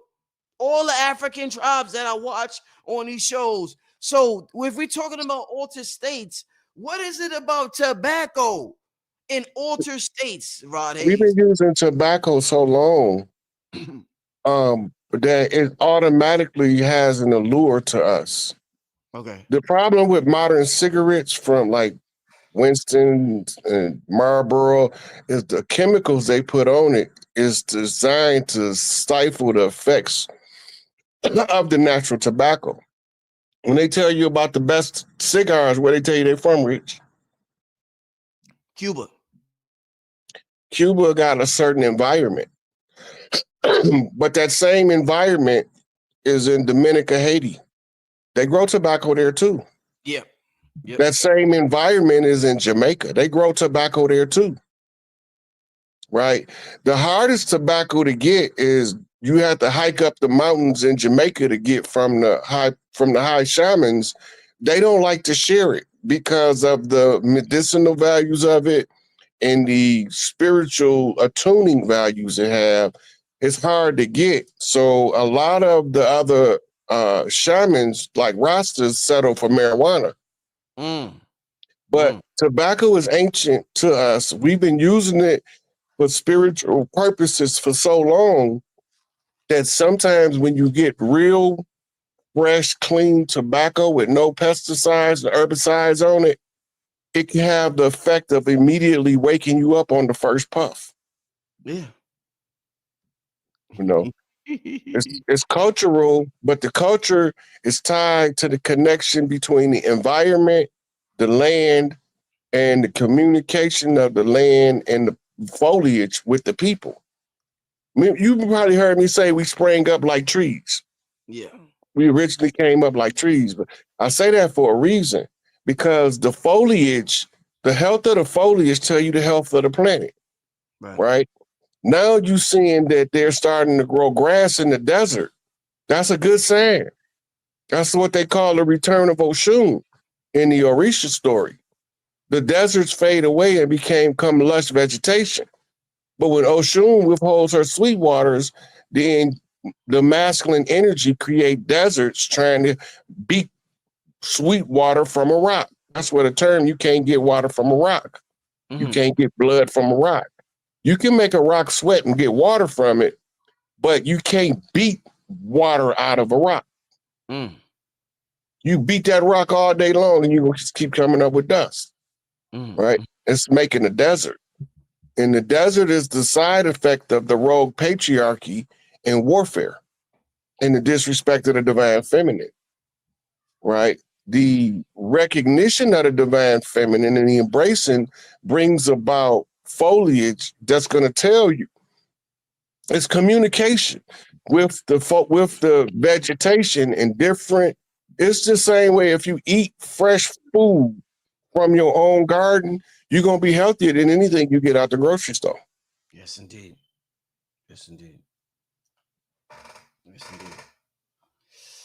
I see David said can we still send donations? Yeah, next week, not right now. I'm getting packaging and everything together right now. So that first batch, they was lucky. They got that first batch out. But not right now. But next week I will give because I'm gonna use PayPal instead of Cash App. I'm gonna use PayPal instead of Cash App. So I have everything set up by next week. But family, this is absolutely. And I'm Rod. I'm gonna talk to you. I gotta send you one of these joints. And I seen Q. Shout out to Q Reeves in the audience. I gotta call you back, brother. You sent me the text. I gotta call you back about that and chop it up with you. Got to make a few tweaks, but we're gonna definitely get a live going in before the month is over. But yeah, by next week I'll be popping David, and I'll let everybody know. Shout out to everybody. Somebody asked about it, shipping tobacco. Yeah, it's good. It's legal. I checked into all the legalities. It's legal. That's why I'm accepting it as donations, and I'm not. You can't send loose tobacco. I'm sending a cigar. You can send a cigar as a gift. People do it all the time. People do it for weddings, if they get married, if they have certain ceremonies. But as far as loose tobacco, they don't want you to mail loose tobacco in the mail. I'm not mailing loose tobacco. I'm just mailing a gift, a cigar gift. So that's perfectly legal. Perfectly legal. Just to let y'all know, perfectly legal to mail a loose cigar. But let's get to a couple of questions. Somebody said I could get it sent to. Yeah, you can get it sent to Toronto. You just got to pay the shipping. But like I said, next week I'll have all the information for y'all. I'm gonna set it up on PayPal. So whoever set it up, they was lucky they got the first. Red Pill's actually coming over this weekend, Rod. Red Pill coming to my spot this weekend, and we're gonna get it in. We're gonna be tobacco chiefs this weekend. You know, so shout out to Rep Hill coming over this weekend, and we're gonna have a good time. We're gonna have a good time, man. But it's Rod, everybody who, before we get into these questions, we're talking about altered states of consciousness, Rod, and we're talking about creating a change in the world. Everybody who it seems who creates change in this world, Rod, they not sober, Rod. I'm just being honest. It's like I was honest earlier, Rod. You talking about what about what's that called in San Francisco? Something Valley. What is called, family? Them people them computer dudes out in San Francisco. What they call Silicon Valley. Silicon Valley. They microdose all day. They microdosing all day. If you talk to some of the rappers, they're like, yo, I took ecstasy. I took this. I took that. That's what helped me tap in. You talk to the shamans, they're always taking something, Rod, before ceremony. It could be a liquid. It could be tobacco. It could be somebody's always taking something. And then when it gets to the average person, they're like, nigga, don't take shit. And then the average person don't make no breakthrough. They're just always reading and studying. But the people who make the breakthroughs, Rod, is doing something. So talk to me about all these things that people are taking to make breakthroughs and change. Silicon Valley, the microdosing, and then the average person just think, I'm just going to meditate. And it seems as though the people who taking these things are experiencing more success, Rod. Let's just have a conversation real quick about that, my brother. Well, I'm finna show you. This is a book. Yeah. See this book right here? Hold up, Rod. Hold up. Hold on. It's called Breaking Open the Head. Okay. And it's called Breaking Open the Head, a psychedelic journey into the heart of contemporary shamanism. Uh-huh. We've been using aids. They call them, it's like assist tools, right? Because we become trained to be so rigid in our consciousness that anything psychic-like becomes blocked out. But when we relax that rigid stance, this is what substance help you do. Relax that rigid stance opens the gateway of higher frequencies to come in. A lot of, like, for instance, the psilocybins give you a different access than, say, marijuana. And this is just changing your lockdown frequency to a liberating frequency. Everybody don't need, like, for instance, Elijah Muhammad wasn't into substance. Malcolm wasn't into substance. Right. But before he became awake, he indulged in it as recreation. When your intentions matter. When you use, whether it's marijuana, peyote, whether it's tobacco, your intentions matter. If you're using it with the intention of accessing higher states or altered states, you can use it. But if you don't know, if you're just having fun, then your psychic effects become bad trips. Right. And there's a lot of study that's been done. That's why I made the reference to that book. There's a lot of study that's been done because shamans have been using the substances of the earth from the beginning. That's not new. But the plants have a life. And in their lifetime, they collect information. Releasing the information, you can absorb the information depending on how you utilize the substance. Right. They got one of the most potent detox substance is known to man is banned in America. It's called African LSD, aka Ibogaine. For Shit. people that are severely addicted to narcotics, it's the only substance that one use can cure a crackhead that's been a crackhead for 20 years. Damn. And it also it re-improves the brain structure because it goes back to what purpose did it have in the beginning. If you go back to Genesis, they didn't get kicked out because they started discussing philosophy. They got kicked out because they ate from a tree called knowledge, right? But that still ain't the real reason they got kicked out. They got kicked out because they didn't want them to eat from another tree with all this knowledge called a tree of eternal life and be like one of them, the gods. These are plants. The tree of eternal life is a plant. The tree of the knowledge of good and evil is a plant, right? It tells you to use the herb for that which it is good. That means for its intended purpose. The intended purpose of all of the tobacco types is generally to waken you up a little bit more on a day-to-day basis. You're not supposed to be addicted to nothing, right? This is your vice lord. You're supposed to govern your vice. Let your vice govern you, right? So once you become a vice lord, now you in Big Mama house. Black and gold is your colors, right? But you got to come either from the blue house or the red house, right? Then you got to get flipped back and forth between the two to determine your character, right? So all of these tools, it's just like a mechanic got a whole box of tools. Shaman's got a whole bag of herbs. They're not all the same. Sometimes I smoke roses with my herbs. Sometimes I smoke lavender. Right. Sometimes I put goldenrod in there. They all got different purposes. And they all do different stuff. Right? So you would know when I start smoking roses in the blunt because I can't help it. It just come out and I'll be like, I'm smoking buzzing roses. That's what I'm smoking. Oh, I can't help it. I can't help it because the rose and the weed together, that's the effect that it have on me.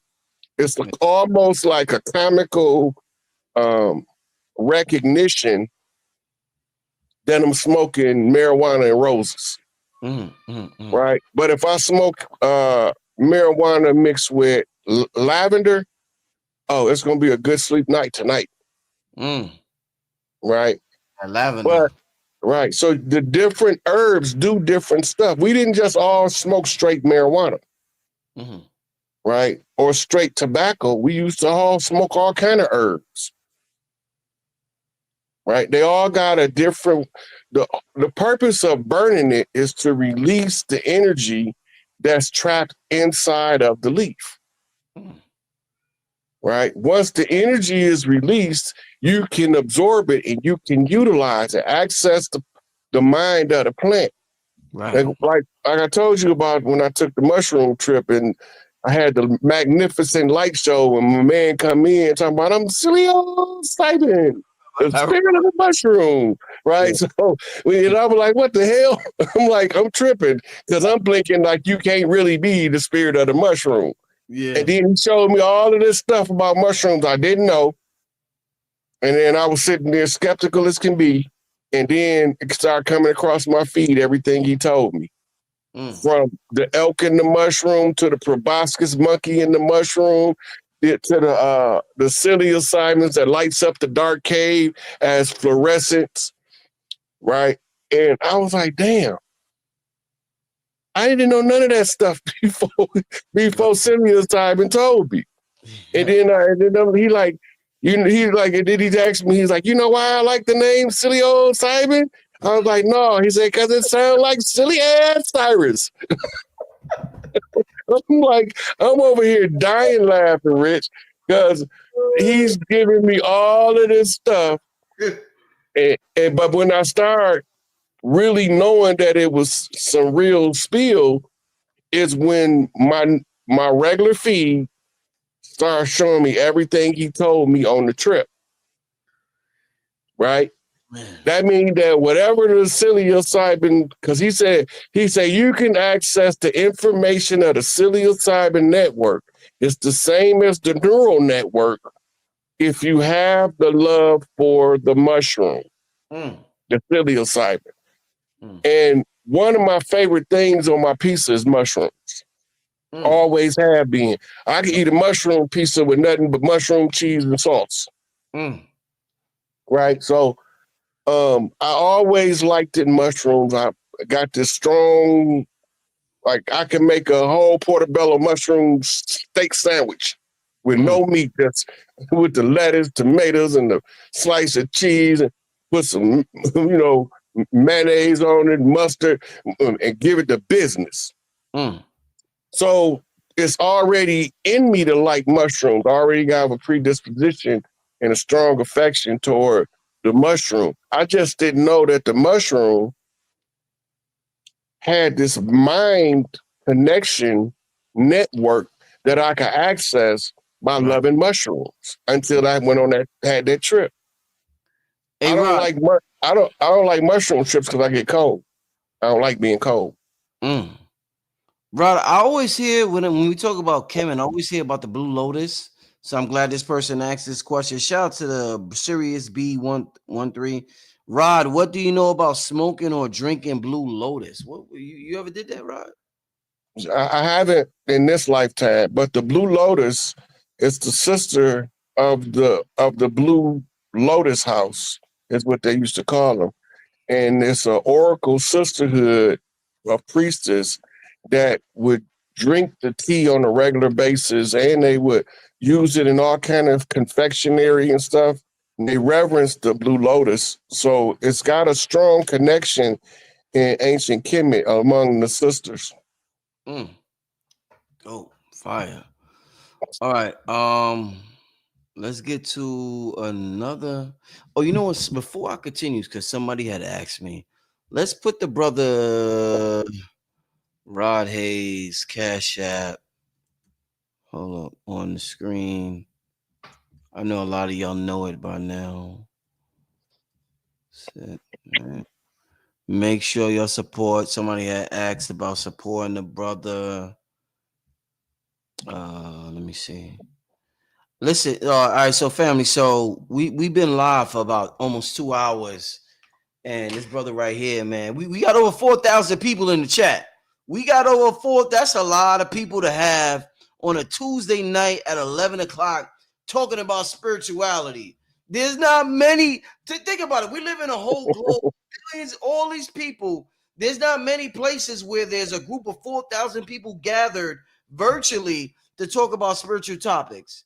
We are one of them. We are one of the rare groups all over the world, 4,000 deep, talking about spiritual topics. Support the man who's responsible. What this is my platform, but the brother Rod, he brings a certain energy to his show. So shout out to Rod. Make sure you support him. Show love to him on his Cash App.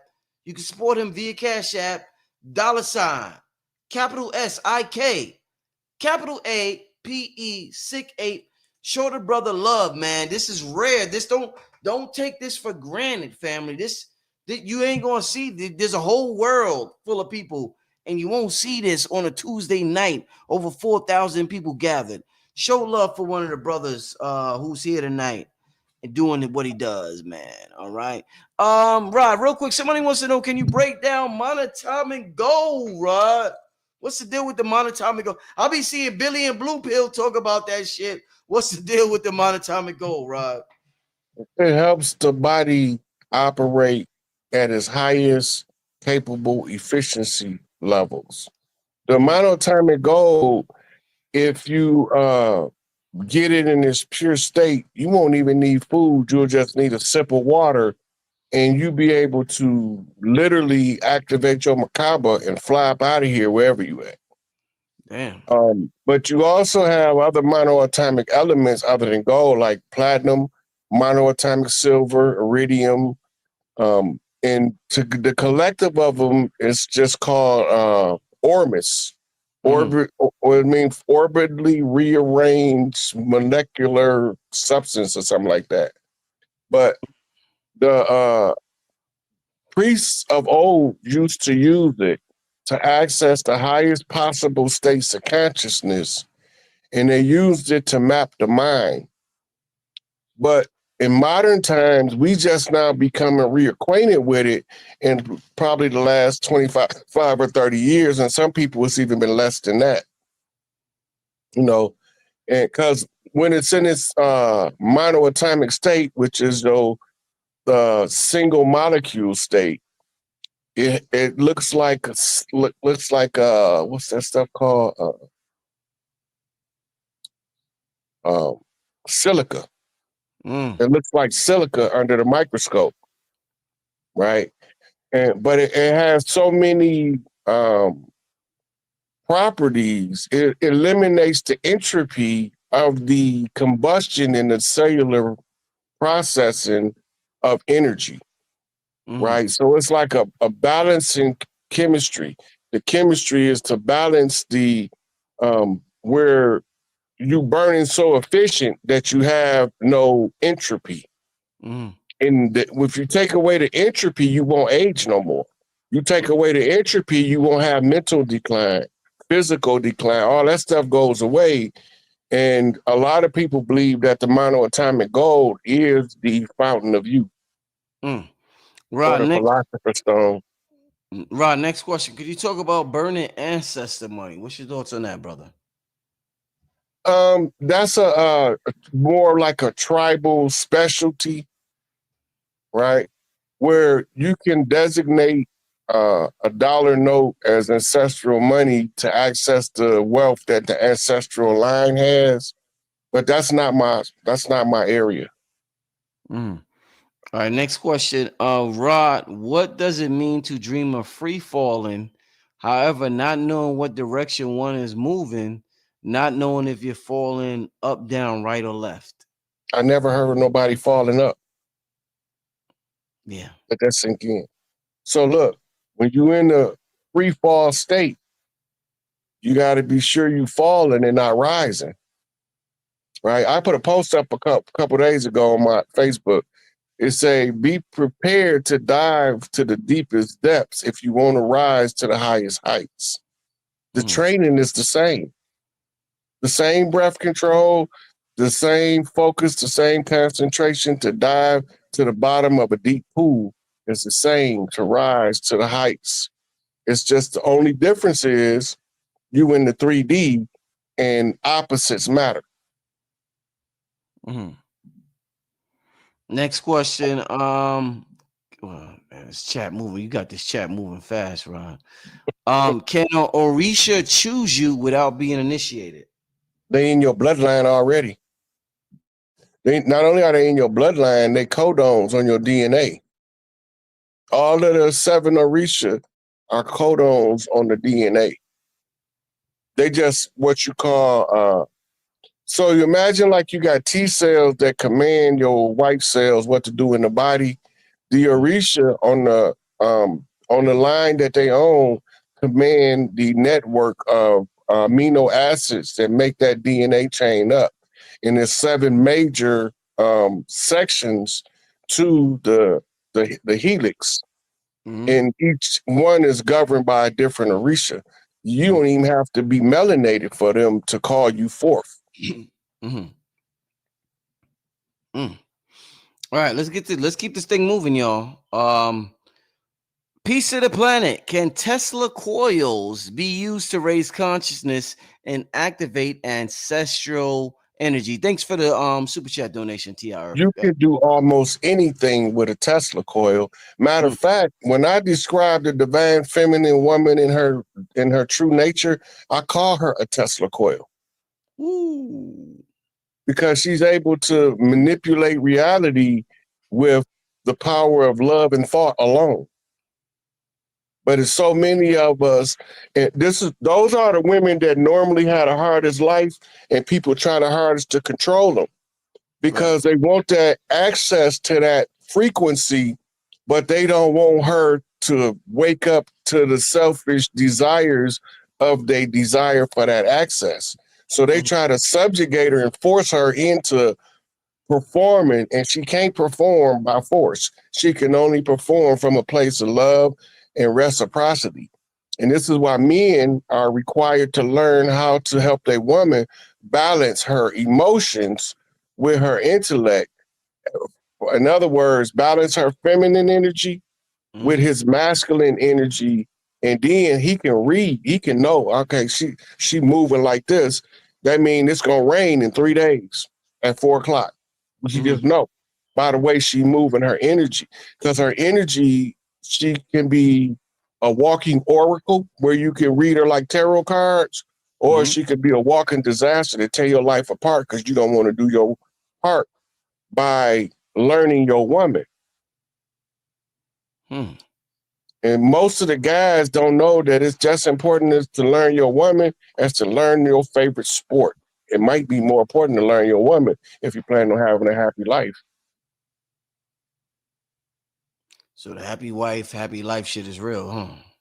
Well, it's not just happy wife, happy life, right? It's happy means happy team. Because you're not going to be happy making her miserable, because she can't stay miserable while you happy, and you can't stay happy while she miserable. So by balancing the two, it's the teamwork. What makes the dream work is the weaving of the two together in a unit. And the man that's mastered that ability has that ability no matter what woman he with. And that's why the man that every woman wants is the man that every woman wants, because he's the natural at that ability to bring out the best in that woman. Because he understands the nature of the feminine and the power that he can wield. That's why they say behind every great man is a great woman. She don't have to do nothing. That's the crazy part. All she got to do is, if you can keep her in her divine feminine energy, stuff happens when you playing. You get to see through cracks in the game. You get to sew the game up, restructure the game, reset the game, all because you know how to read her energy. It's important. It didn't have nothing to do with preferential of the wife over the husband or the husband over the wife, because it's a team. You can't take the team aspect out of a functional relationship. Soon as somebody become a dictator, it's not a team no more. And that's why you end up with uncivil war fought in a civil warfare manner. That's why they call it domestic violence. It's uncivil civil warfare. All right, let's keep this thing going. I'm trying to look for some good questions. I think I got one saved. Somebody wants to know, if you get dementia, do you lose your soul? I heard any? No. Okay. So dementia is caused by plaque in the brain that blocks the firing of the synapses. And that's done through the diet. The diet and toxins is what causes Alzheimer's and dementia.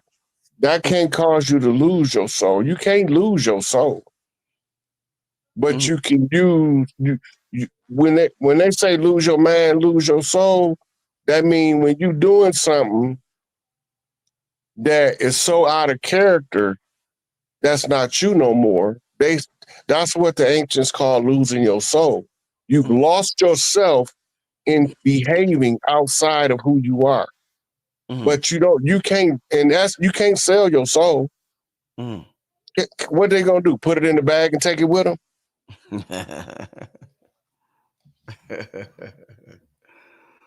But Rod, let's keep this thing going.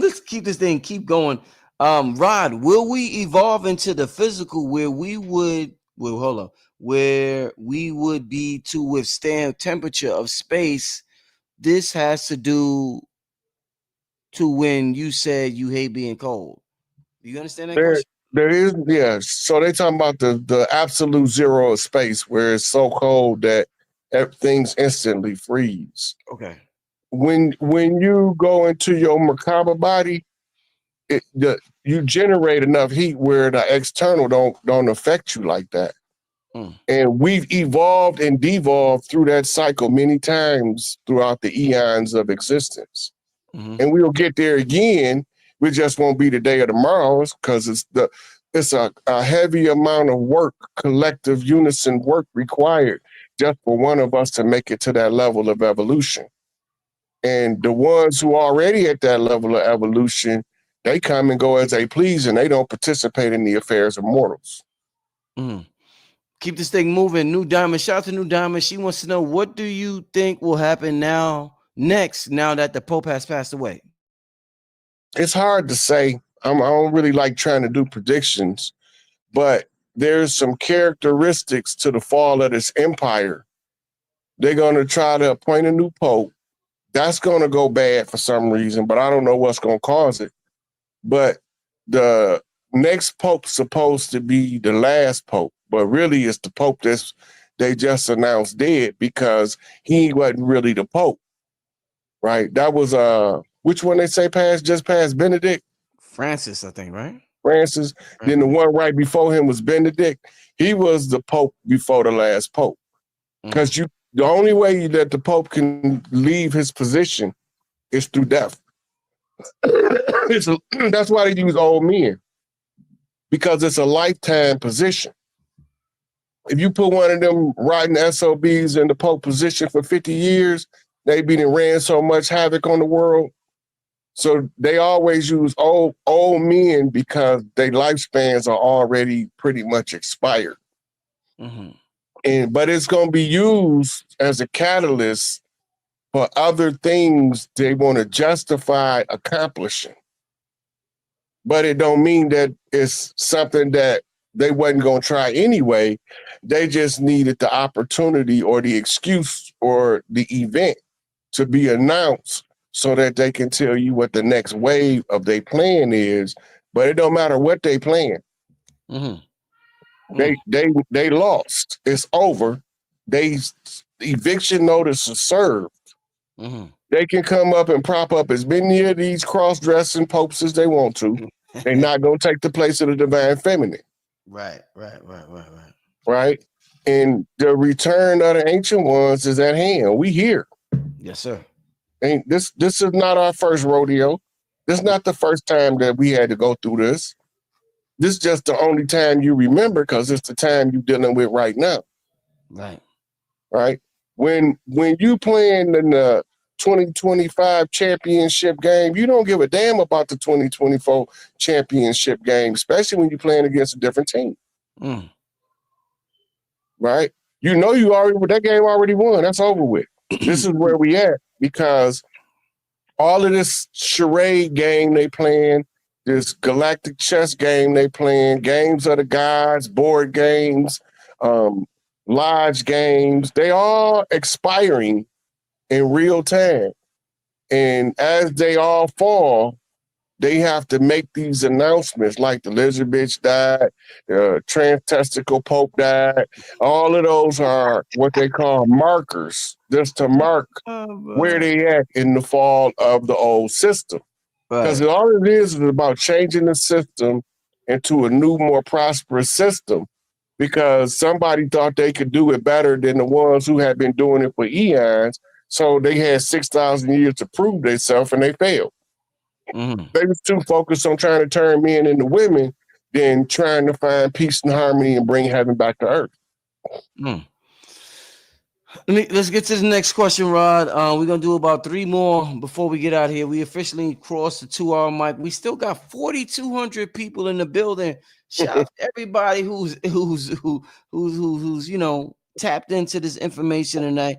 Rod, iStorm wants to know, can you talk about the Haiti Empire in America? I hope I'm saying that right. Is it Haiti or Haiti?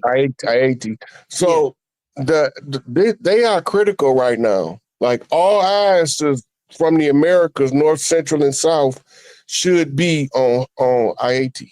We need to be hoping that we see them experience prosperity and fast because they the ones who've been economically in last place and they going to get the first payout on the turnaround because the last going to be made first. It's already written. and the first gonna be made last. Meaning all of them leeches and blood suckers that thought they was at the top, they Right. finna get kicked to the back of the bus. Mm-hmm. Right? We gonna put them on the caboose of the train, and then I hope I had a saboteur that while we moving the train real fast, that they disconnect their boxcar and leave their ass rolling in the opposite direction. Oh shit. But AT is important. The Haitian Revolution, this is what your divine insight was fighting for. This is what you got Orisha Stone, my chief of staff, Rising Phoenix. This is what they've been fighting for to close out the Haitian Revolutionary Conjure so that they could bring the prosperity back to the island. And if you follow the migration, when they left after the French was ran out of there, they went to two places primarily. They went to New Orleans and they went to Florida. The soldiers went to Florida to fight the Gullah Wars. The priests and priestesses went to New Orleans to fight the Conjure Wars. We in the return of that. Everything has to come full circle in order to flip out of the infinity loop. This is a wrap, and they are critical. Jamaica is critical too because Duddy Bookman came from Jamaica to Haiti in order to assist in the and it wasn't no pale faces they was fighting, contrary to popular opinion. They was fighting Negropeans called Huguenots. Huguenots. Yeah, that was the French equivalent of conquistadors. Right. That's who they was fighting. Yep. Boy, Rod dropping a history for us, y'all. All right, let's keep this thing going, man. Like I said, wow, what a show. In the very beginning, I said this. I knew what it was going to be tonight. Rod, they want to know, okay, they want to know what's your take on walk-in souls and soul transference. Oh, damn, shit. The walk-in can only come in when somebody totally give up on their life. You walk in, just can't walk into somebody that's living a fulfilled life.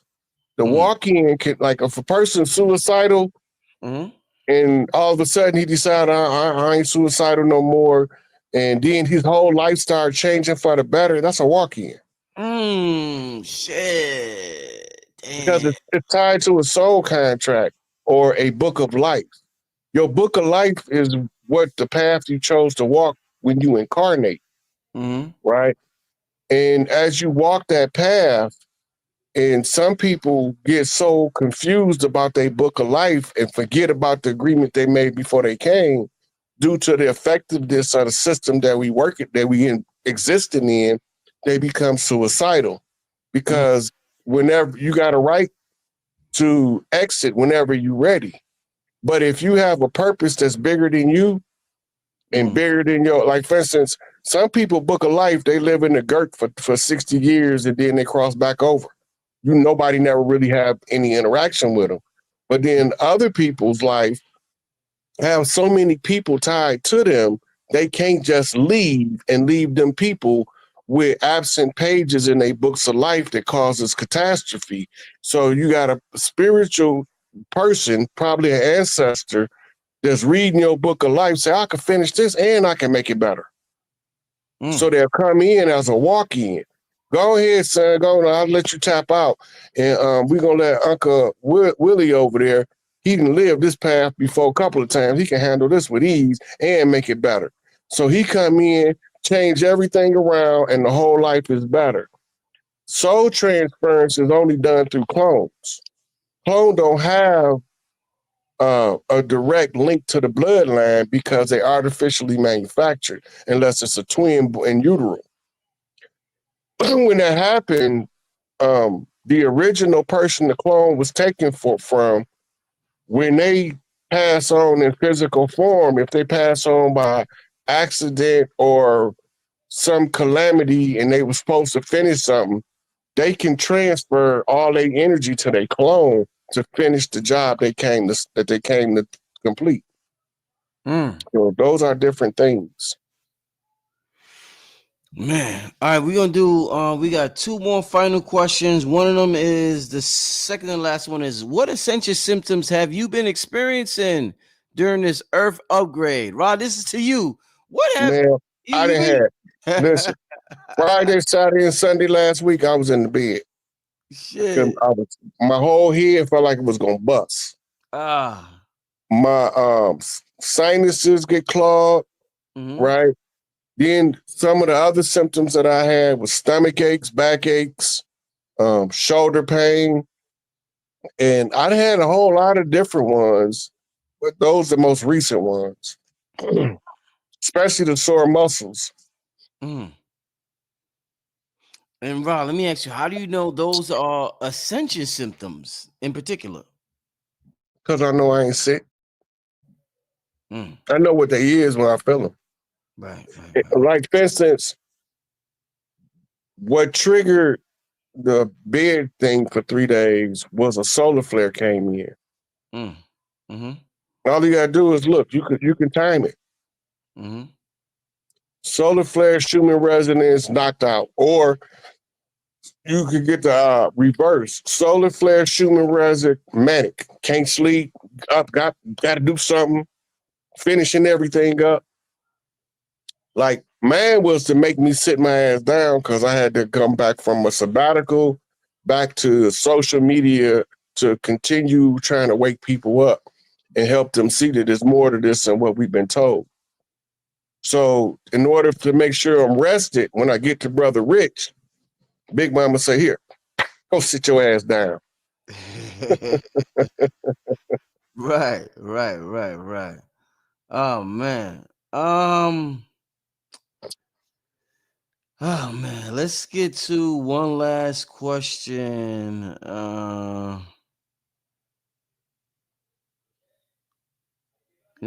really want to ask this one because it seems simple, but it seems very simple, but I want to ask it. Why we gotta know thyself? Nigga said, why we gotta know thyself? It seems simple, but it's a lot of layers to this answer. That's why I want to ask it, Rod.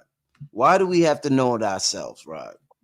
The same reason when somebody's robbing your ass, you need to know who the police is.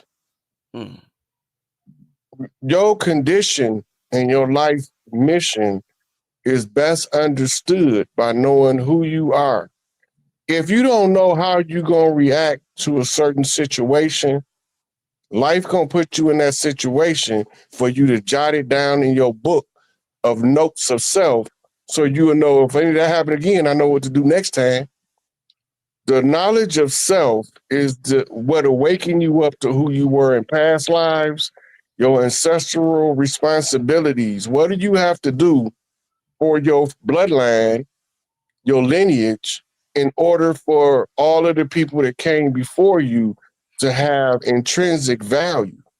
I do not know my grandfather's name personally. Mm-hmm. In order for him to have any intrinsic value, they have to be expressed through me for Mm-hmm. my children to know he was important, Mm-hmm. or else I wouldn't be here. Take any one of your ancestors from out of the equation and you a different person. Mm. Every ancestor that you had, they had to come in order for you to exist. Knowing yourself is knowing what you came here for, and it's also to help you understand your life mission, your life purpose. Mm-hmm. And it's to keep, that's why once you get into this, the only thing that depresses you is how slow other people wake up. That's it. Damn. You don't get depressed about nothing else. You might get angry about a few things, but it's not going to last long because you know anger is a fleeting emotion. Right, right, right, right. And you can't feed the anger till you do something that you're going to regret for the rest of your life. But sometimes you got to learn the hard lesson Mm-hmm.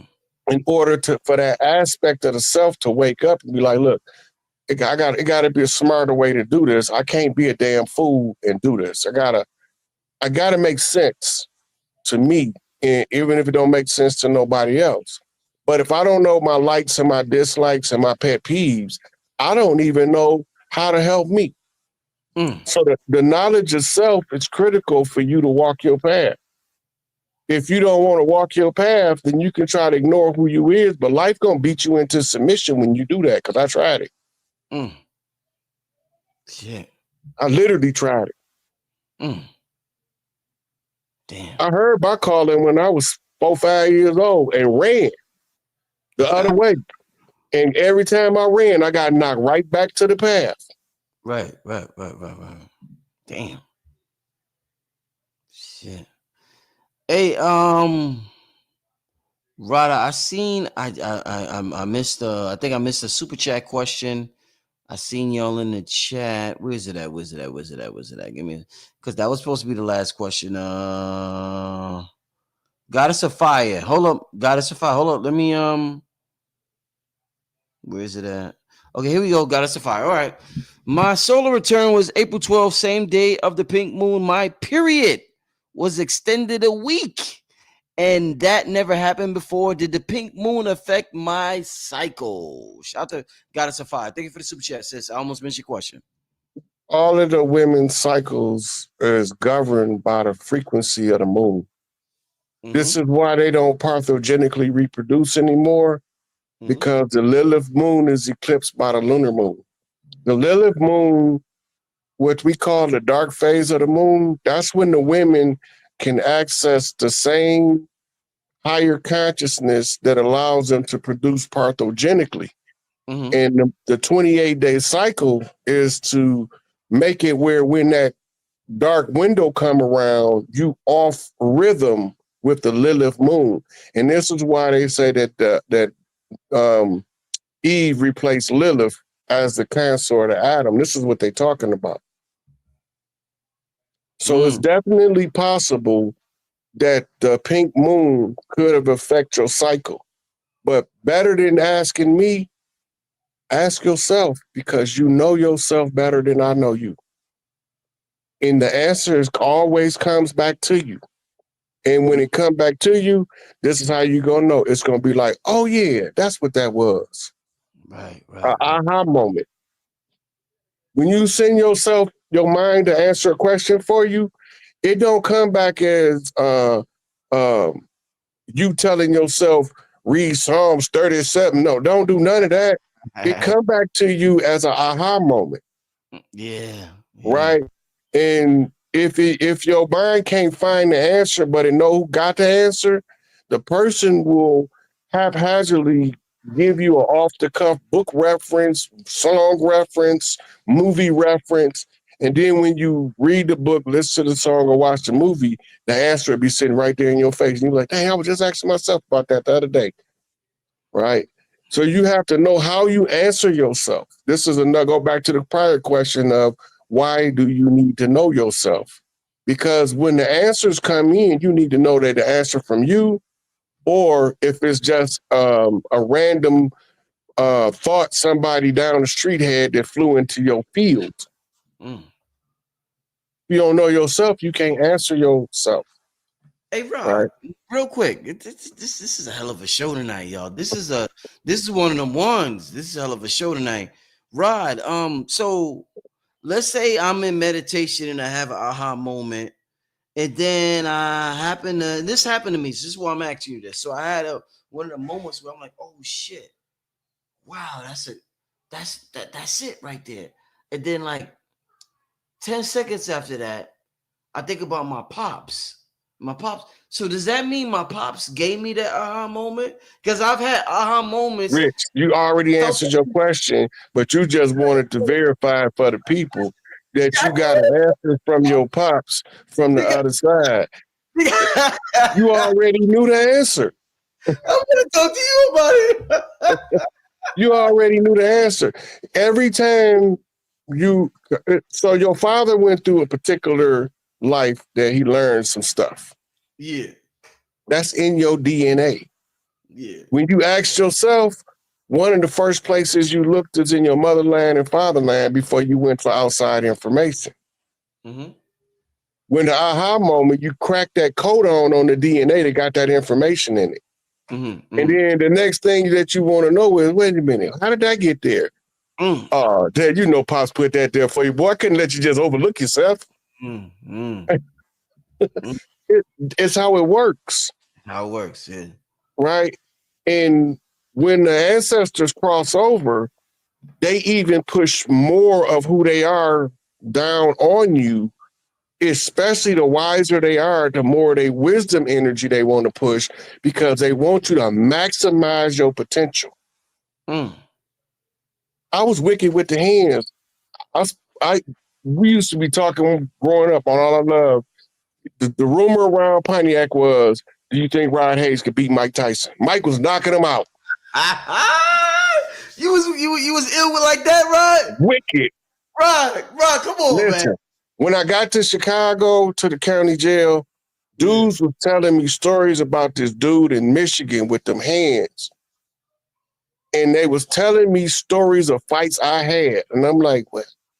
How the hell you know that? The legend of the street legends, right? Locally, I'm a street legend. Mm-hmm. Nationally, I ain't nobody. Mm-hmm. Right? But I brought that up for a reason.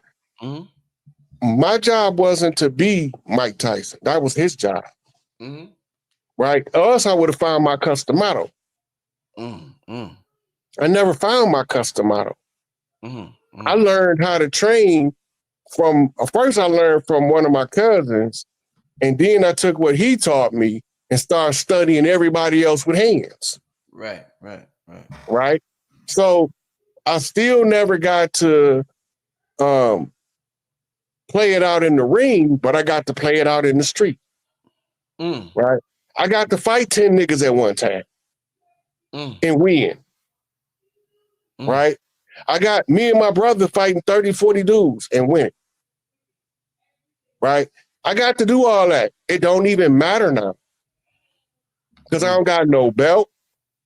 I don't got no trophy wall or none of that. Now, I grew up, my uncle had a guy next door to him named Art Hall. Art Hall was a Golden Glove great.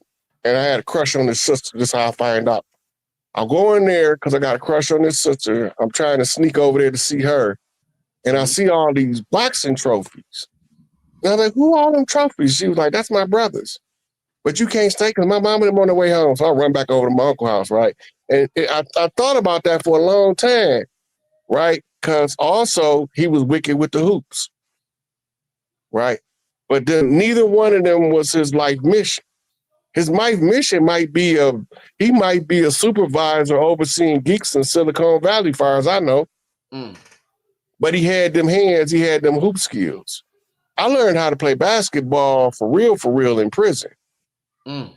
Right? Before that, I run the court, I could shoot the ball, but I didn't understand the psychology of the game. So I was never gonna be Michael Jordan. Right? My calling was different. My mom used to always tell me, and I used to get mad when I want to do something. That's not your calling. You got a whole different calling. And I get mad at her. And I try my best to be real good at it. Man. So she could change her mind, but it didn't work. It ain't work. Right. So one day I was like, well, what's my calling? She said, you got to do the Lord's work. I'm like, who the hell is the Lord? And what land this nigga at? Yeah. Because I didn't understand the spiritual nature of the gifts that I had, why I would see things. You're going to be the prophet. I ain't no prophet. Like, I might get some profits, get to the bag. Yeah. She said, yeah, but that ain't going to last long.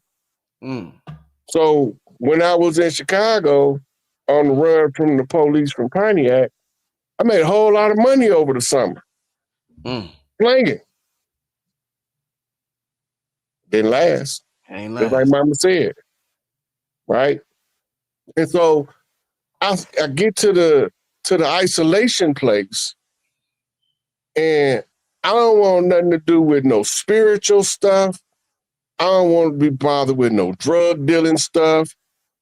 And so the only thing I keep hearing, and these little FOI dudes running around, and I was cussing them out too, but they keep talking about the self-improvement program. And I was like, I already wrote my own self-improvement program. I don't need yours. I wrote my own for me. You can't tell me how to improve me. But the brother, beautiful brother named Ken X in Saginaw, all he do is smile and say, "Brother, you're gonna be all right."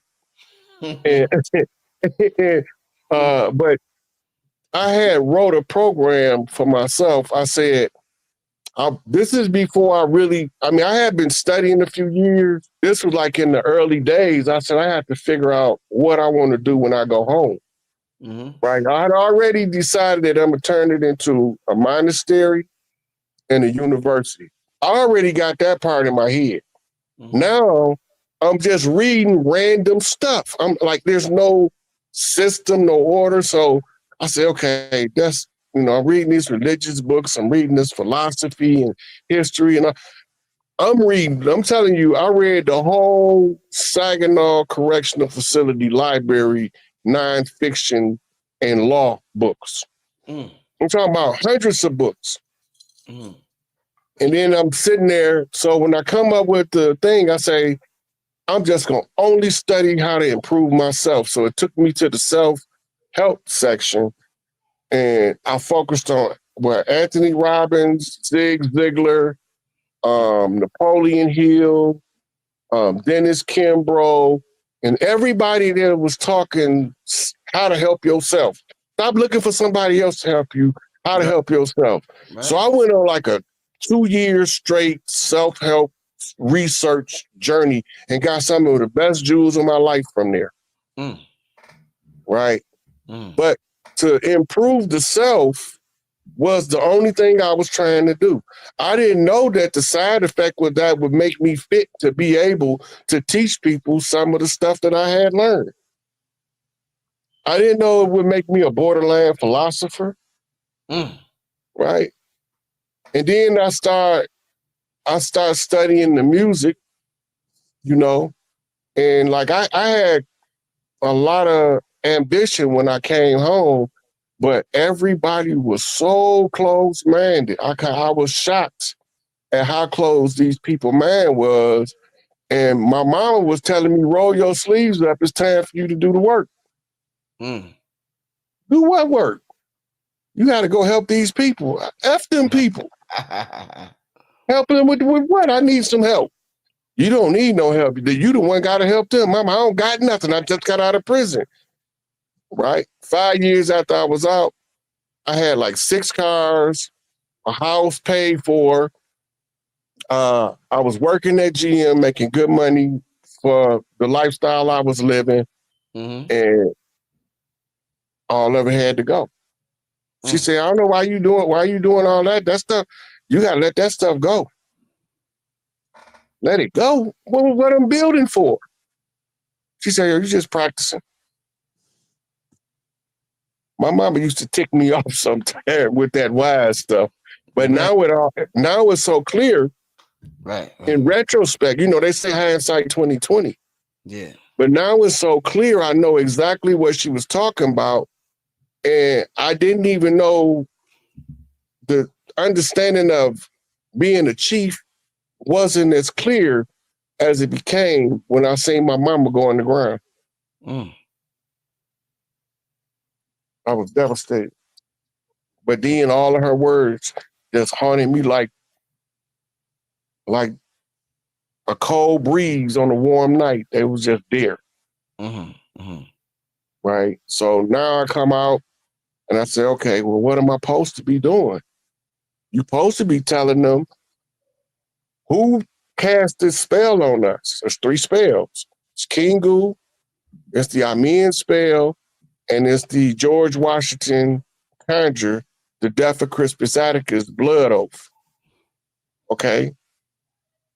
And there's major conjures open. I got to figure out whose descendants is going to close the Haitian Revolutionary conjure, the New Orleans Revolutionary conjure, that's the side effect that come from the people from the land and the old Mississippians and the Creoles in New Orleans working with Haitians. They got to close these conjures out. Mm-hmm. And some of the conjures, the only way to break the spell is to tell the people the spell.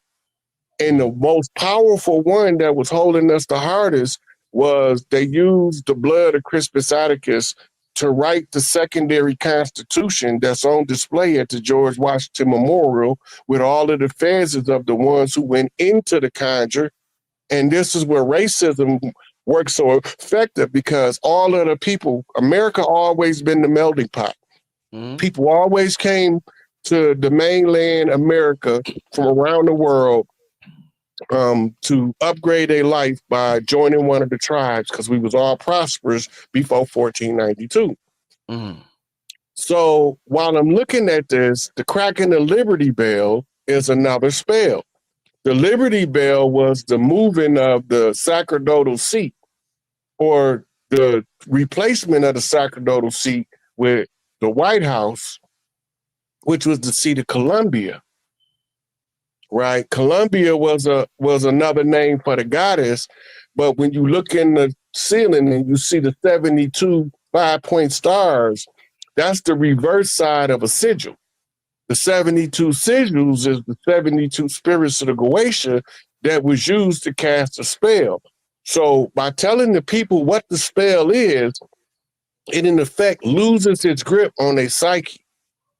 Because once they go back and they look and then they see it, and now that spell does not work. And that had to be done because we needed to be freed from the condition we was in. The reason why nobody didn't want to associate with dark-skinned, woolly-haired people in America is because you had the old Mississippians was fighting this war against the Moors from Spain, the Huguenots from France, and the gentry from England, who was working together to conquer under the white man's burden. But the white man don't mean the same in Europe that it mean over here. Over there, the white man is the royal family. Over here, the white man is pale skin. That's not the same thing. But in the law over here, it mean the same as it mean in Europe, right? Right. And so all these conflicts created this mental stupor, and it made us rebellious to information, because anything that came close to breaking the spell, they told us it was evil. So we can't use voodoo to divinate and break the spell, because we didn't been Christianized and told voodoo is evil. Voodoo is the power. It's the power of the people. You can call it what you want. You call it evil, the devil doing. Devil just mean enemy, adversary, opponent, the one you up against. So if the devil don't want you to use it, he gonna villainize it. Mm-hmm. And all it is, what we call voodoo, is really what's called earth rights. The earth rights is the ability to be able to defend the planet from anything not from Earth, frequency-wise. Mm-hmm. And the Orisha is just one of the, okay, you got the 7 sisters of the Pleiades, the 7 Orisha. You have the 7 seals of the 7 prophets. All of those are just codes to allow you to see beyond the veil. Once the veil begins to crack, you begin to see stuff, and then you begin to wake other people up. The babies got it now, so this ain't going to be able to last much longer, because the babies is going to push harder than Rod Hayes, because they not taking no for an answer. I just want the people to shut up and give us our shit back. The babies want blood, but they not fighting the war the way our ancestors fought in 1812. They gave the devil an extension. They fighting the war with the facts, bringing the truth out to the forefront, bringing the references out, what we call cashing the receipt in the public, right? They following the oral tradition using social media as a time-stamped archivable format to let everybody know Rod Hayes ain't crazy. We from here, we been here, we gonna be here, and they ain't. They look like us, but they ain't us, and they ain't tricking us no more. And then all of the ones that's under contract, your college fraternities, they all trace back to Prince Hall. Prince Hall decided to get a charter because he's seen the sorcery being done as an apprentice to a Scottish Rite Freemason. And they wouldn't give him a charter. So he went to England and got a charter from the ones that couldn't tell him no because they knew who he was by blood. And he come back and he said, okay, now we can fight their war on their terms.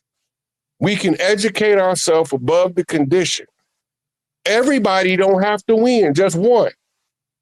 If one person educate themselves above the condition, not go to school and get educated, because your PhDs and your BAs and your associates, none of that don't matter. Mm-hmm. It's your ability to be able to tell the people who did it. This is in my GD literature, by the way. Who, what, when, where, why, and how. Right? And I didn't know why that was a standalone piece of literature until I started putting everything together. Because I read Viceroy literature, I read Peace Stone literature, and I started saying, wait a minute. We got parts of our GD literature that come from the Stones, but the Stones don't use that part of the literature, right? So when I start sifting through everything, putting everything together, I keep getting all of these, what the, I'm just like, I'm like Elmer Fudd, what the fuck is this? I mean, and it's blowing my mind, but it's making me see. Now I got to figure out how to tell it to the tribes. They turned us against each other by sending infiltrators in that looked like us. Mm-hmm. And now you see it playing out with Rolling 60s and people that they thought was a Rolling 60 the whole time. He's a police. Right, man. Listen, I mean, what a show. We about to approach the 3-hour marks. Oh man, what a return to YouTube for Rod Hayes family. What a return to the Black Magic 363 family. Rod Hayes, before you get out of here, if there's one thing you could tell the people, everything, the Pope just died, you see everything going on. If there's one thing, there's over 4,000 people you could tell the family before we get out of here, Rod, what would it be, Rod? I'm back from my sabbatical. Some they say I'm radical, cold-hearted, and militant. You've been a little magical. Return from hiatus, back to be the greatest MC that you ever heard. The rest of them suckers faded.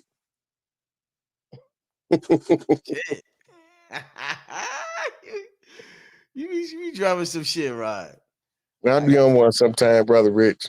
I gotta get you. I gotta get you on the beat, man. We gotta get in the studio. I gotta get back in that vibe though, and like I've been trying my pen. My pen won't cooperate, meaning don't do no music right now. Hey, man, we gonna talk, Rod. We definitely gonna talk. We gonna figure this thing out.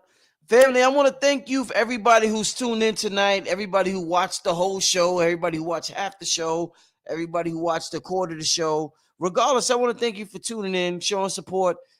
Before you leave the channel, make sure you hit the like button. That's important to let the algorithm know when Rod Hayes is on YouTube that people like watching Rod Hayes. So before you leave the show tonight, make sure you hit the like button. That's very important for the algorithm.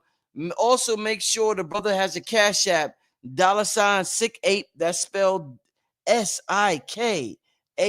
He's on Cash App. You could show the brother support. But with that being said, man, I want to thank y'all. It's been a very fun show. I haven't done a show this long in a while. So I want to thank y'all for tuning in. Thank Rod Hayes for staying on. With that being said, Rod, I'm going to talk to you soon, my brother. I appreciate you, brother Rich. Keep doing what you're doing. And peace to the family out there watching. All right. Peace, family. I'll be back Thursday night, family. I'm going to take tomorrow off, but I'll be back Thursday night. Peace, everybody. Good night, family. Peace.